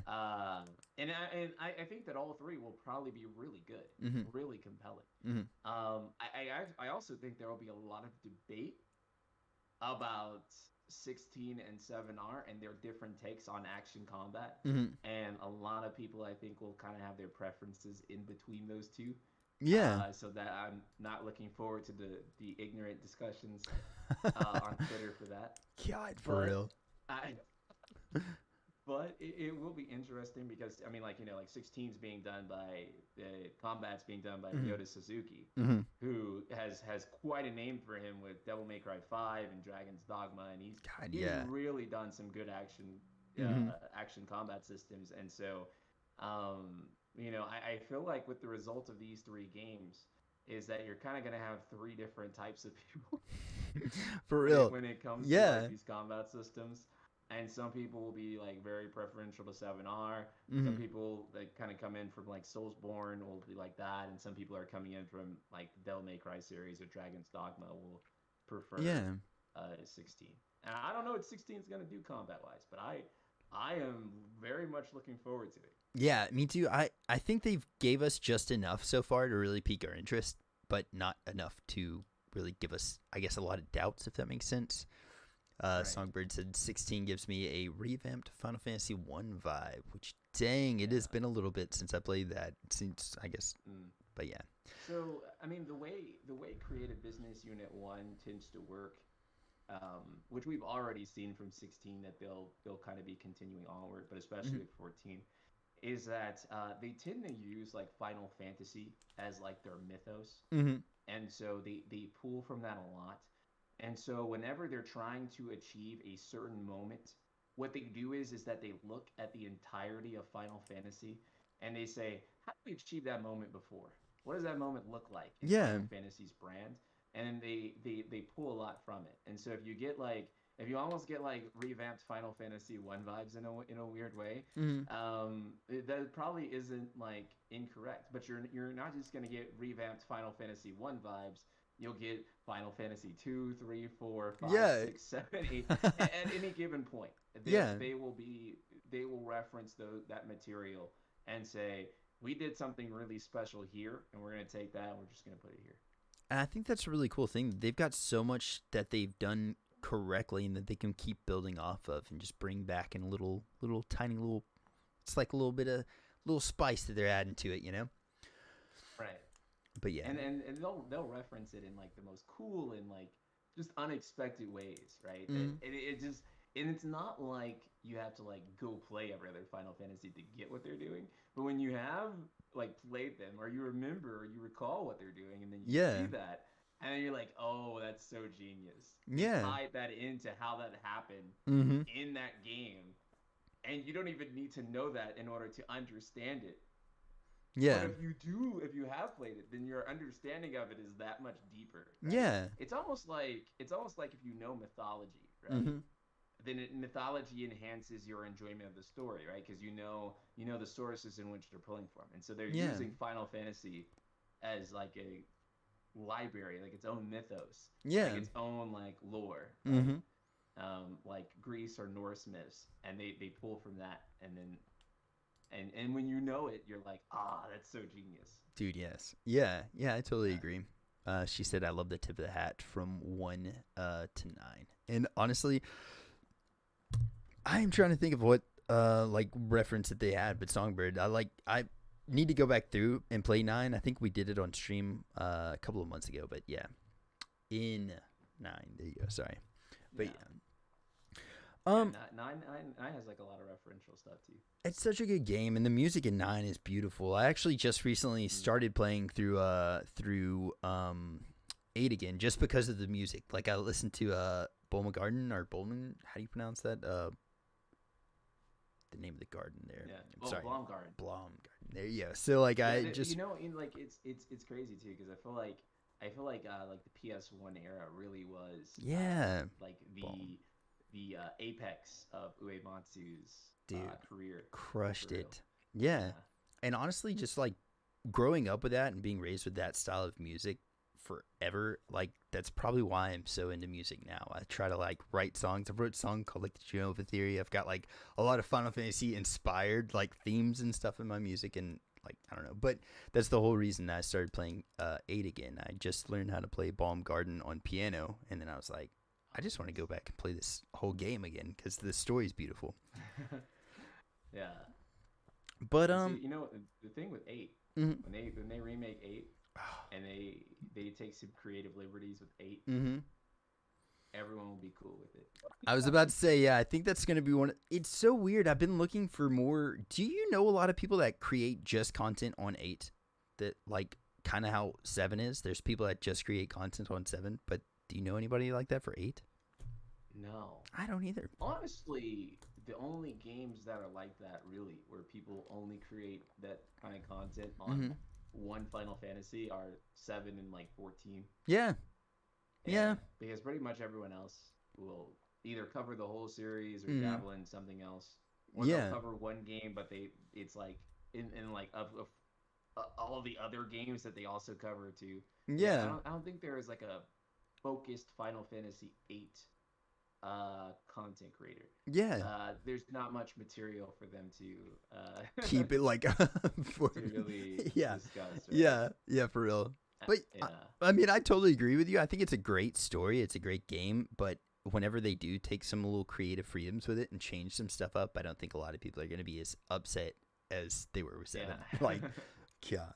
They'll enjoy it. Well, man, I've got a final fan question for you. Oh, boy.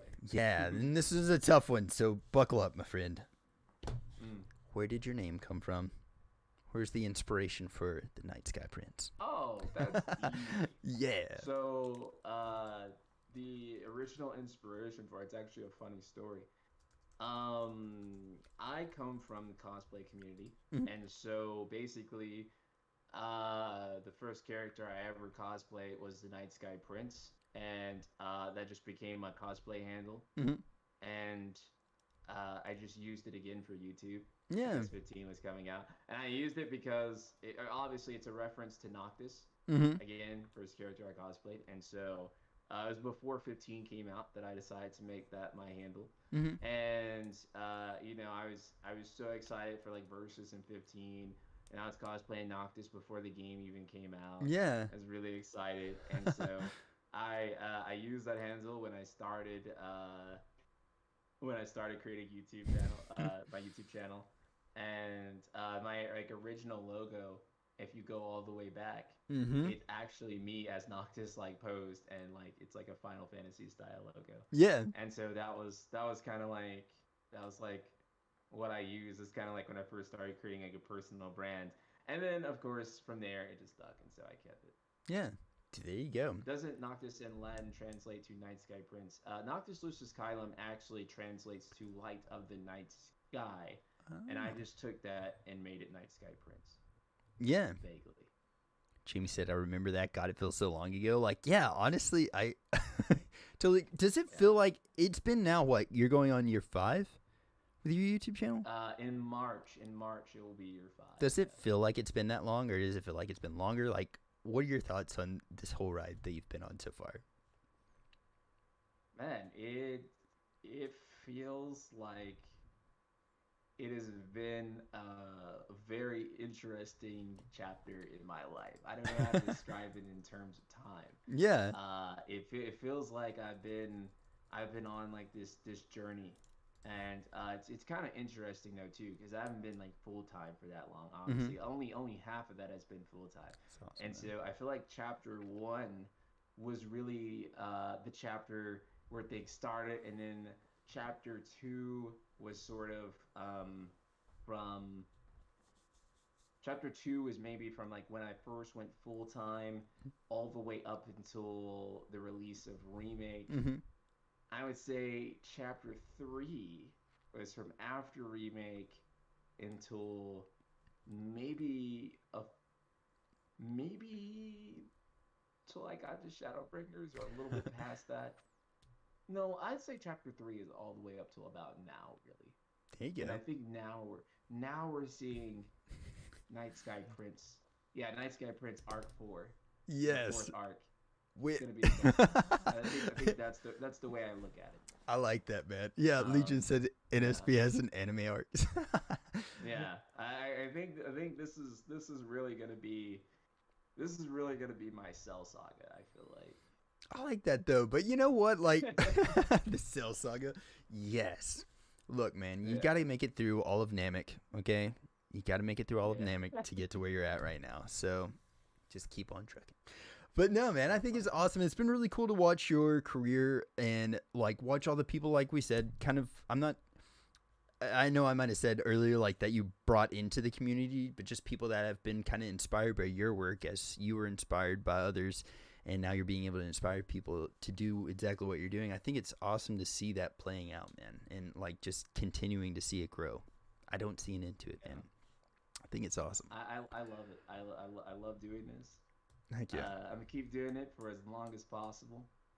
And yeah, I mean, you guys are really what gives me the strength to keep going and keep creating content. I feel like I've grown so much as a person and as a man. When I look back on who I was when I first started this, man, and I was like 24, 25, something like that. But I look back on that time and I think I was like a boy, you Yeah, know? yeah. And I feel like through this journey and through the trials and tribulations that I've gone through, I've become a whole different man, much better man. And it's even more crazy when I think of how I still see myself growing from week to week and month to month, Mm-hmm.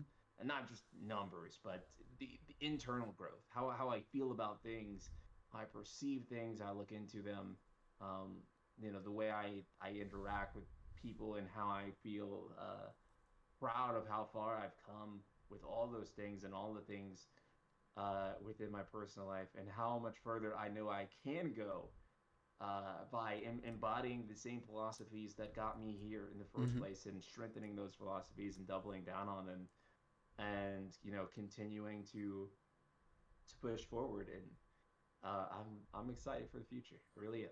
Dude, heck yes. And I'm excited to see what you come up with, man. I honestly feel like you're a great person to be leading in a sense in the community. I don't know if you look at yourself in that aspect, but I do. And I know a lot of other people do as well, too. But I think you're a great person to be leading that community forward, man. Because if people don't just, look at the titles and don't just go for clickbaitness in there, if they Yeah. watch you and really take in what you're doing, man, and the lessons that you're learning along the way, dude. You're setting a freaking awesome path for future content creators to follow in your footsteps. I appreciate that so much, man. For a while, I guess I really did become sort of like a leader, like a voice in the community. Mm-hmm. And I guess I wouldn't say like I resisted that role, but I didn't really perceive myself as such for like such a long time, because I was Yeah. just like, yeah, I'm some shithead in the corner doing whatever. So I really didn't hold as much accountability or responsibility Mm-hmm. at that point. But now I kind of have realized that I am in the position for that role, and people do look to me toward that. And now I kind of like, I'm a lot more focused on fulfilling that even more so. So That's awesome. glad to know that I've already kind of left that impression. And now that I'm aware of it even more now than Yeah, ever, I really try to make sure that I'm doing the right thing. dude, heck yes. Well, man, thank you so much. This has actually been our longest podcast. And, dude, you have been, Really? yeah, such an honor to talk to. And, dude, you're so easy to talk to as well. So, thank you, man. Thank you for Oh, giving us thank so you, much of man. I your time, appreciate dude. it. But, so what do you have going on in the future that our fans can go check out? And, yeah, are there any things you want to leave them with? The best thing that you can do, that I advise, is to check me out on Twitch. Twitch.tv/ TheNightSkyPrince. That is the best place to check me out right now. Currently, I am playing through Final Fantasy 14 in Walker. Wait, I don't know if Mm-hmm. that one's it, the one you put in chat. I think I have it as the, yeah, you have to put uh, the Night Sky Prince. Yeah. Um, and currently I'm playing through Final Fantasy 14 Endwalker. Mm-hmm. I'm loving it. I'm on level 87 MSQ. Cheers. So we are close Yeah. to we are close to the end. No pun intended. And after I finish Endwalker, which I should finish sometime next week, the plan from there is going to be what I call my second evaluation playthrough of Final Fantasy VII Remake. So essentially, what I'm doing with that is that I am completely replaying Final Fantasy VII Remake on Mm-hmm. PC. I am emptying my brain of all preconceived notions. I'm going to empty my head. I'm going to bang my head against this desk here until I forget what the game is about, There you go. and I'm going to replay it. I'm going to try to analyze the story again, because again, a lot of the plot twists and some of the new elements I really was not a fan of. Mm-hmm. I am going to go through it again, and as I go through it, I'm really not going to talk at length as I go through it.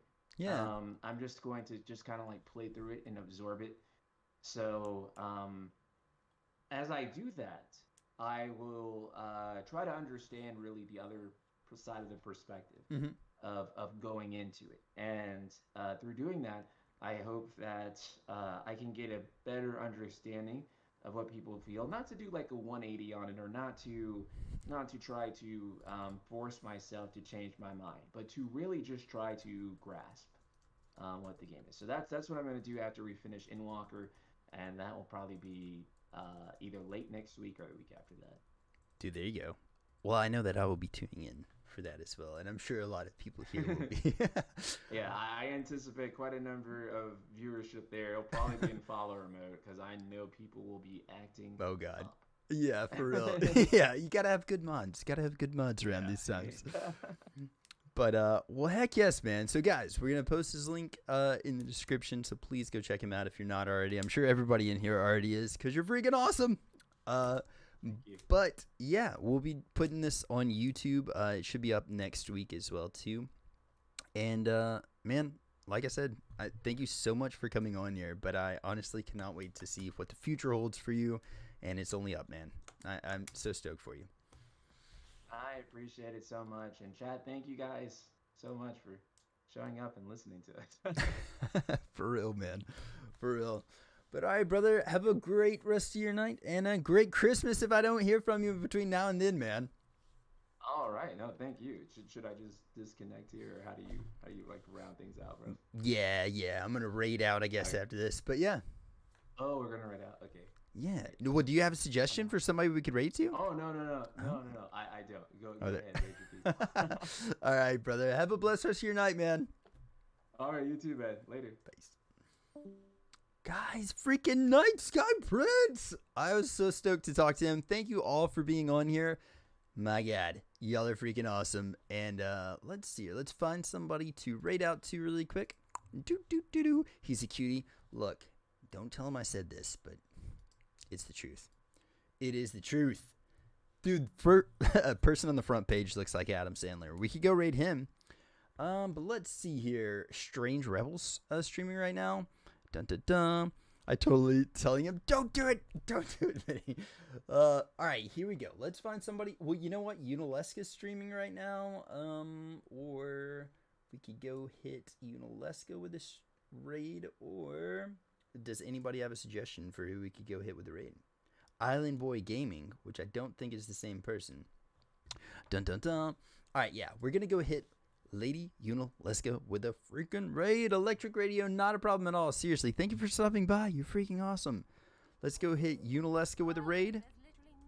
And I am going to go play this new guitar that I got. Guys, thank y'all so much for hanging out. Again, y'all have been freaking awesome. Thank y'all for all the questions and chats. My twin is live. You want to post her really quick in here? And then we'll go raid your twin. I would love to. Let's see, where's she at? Lilith. There she is. We've got Lilith up. So we'll go raid Lilith. It is Lilith 4205. Boop. All right. So we're going to go raid Lilith, guys. Y'all have a blessed rest of your night. And again, thank y'all so freaking much for hanging out. Y'all are beautiful, awesome people. And, keep the Spitfire in there. Crap. What's going on? Muted? I don't know. All right. Yeah. Jamie, you freaking take it easy. You beautiful man, Peach. I love you guys. We'll catch y'all later. You know? That's what needs to happen. No, you know what? Just put everything in there except for like the RE and the P20.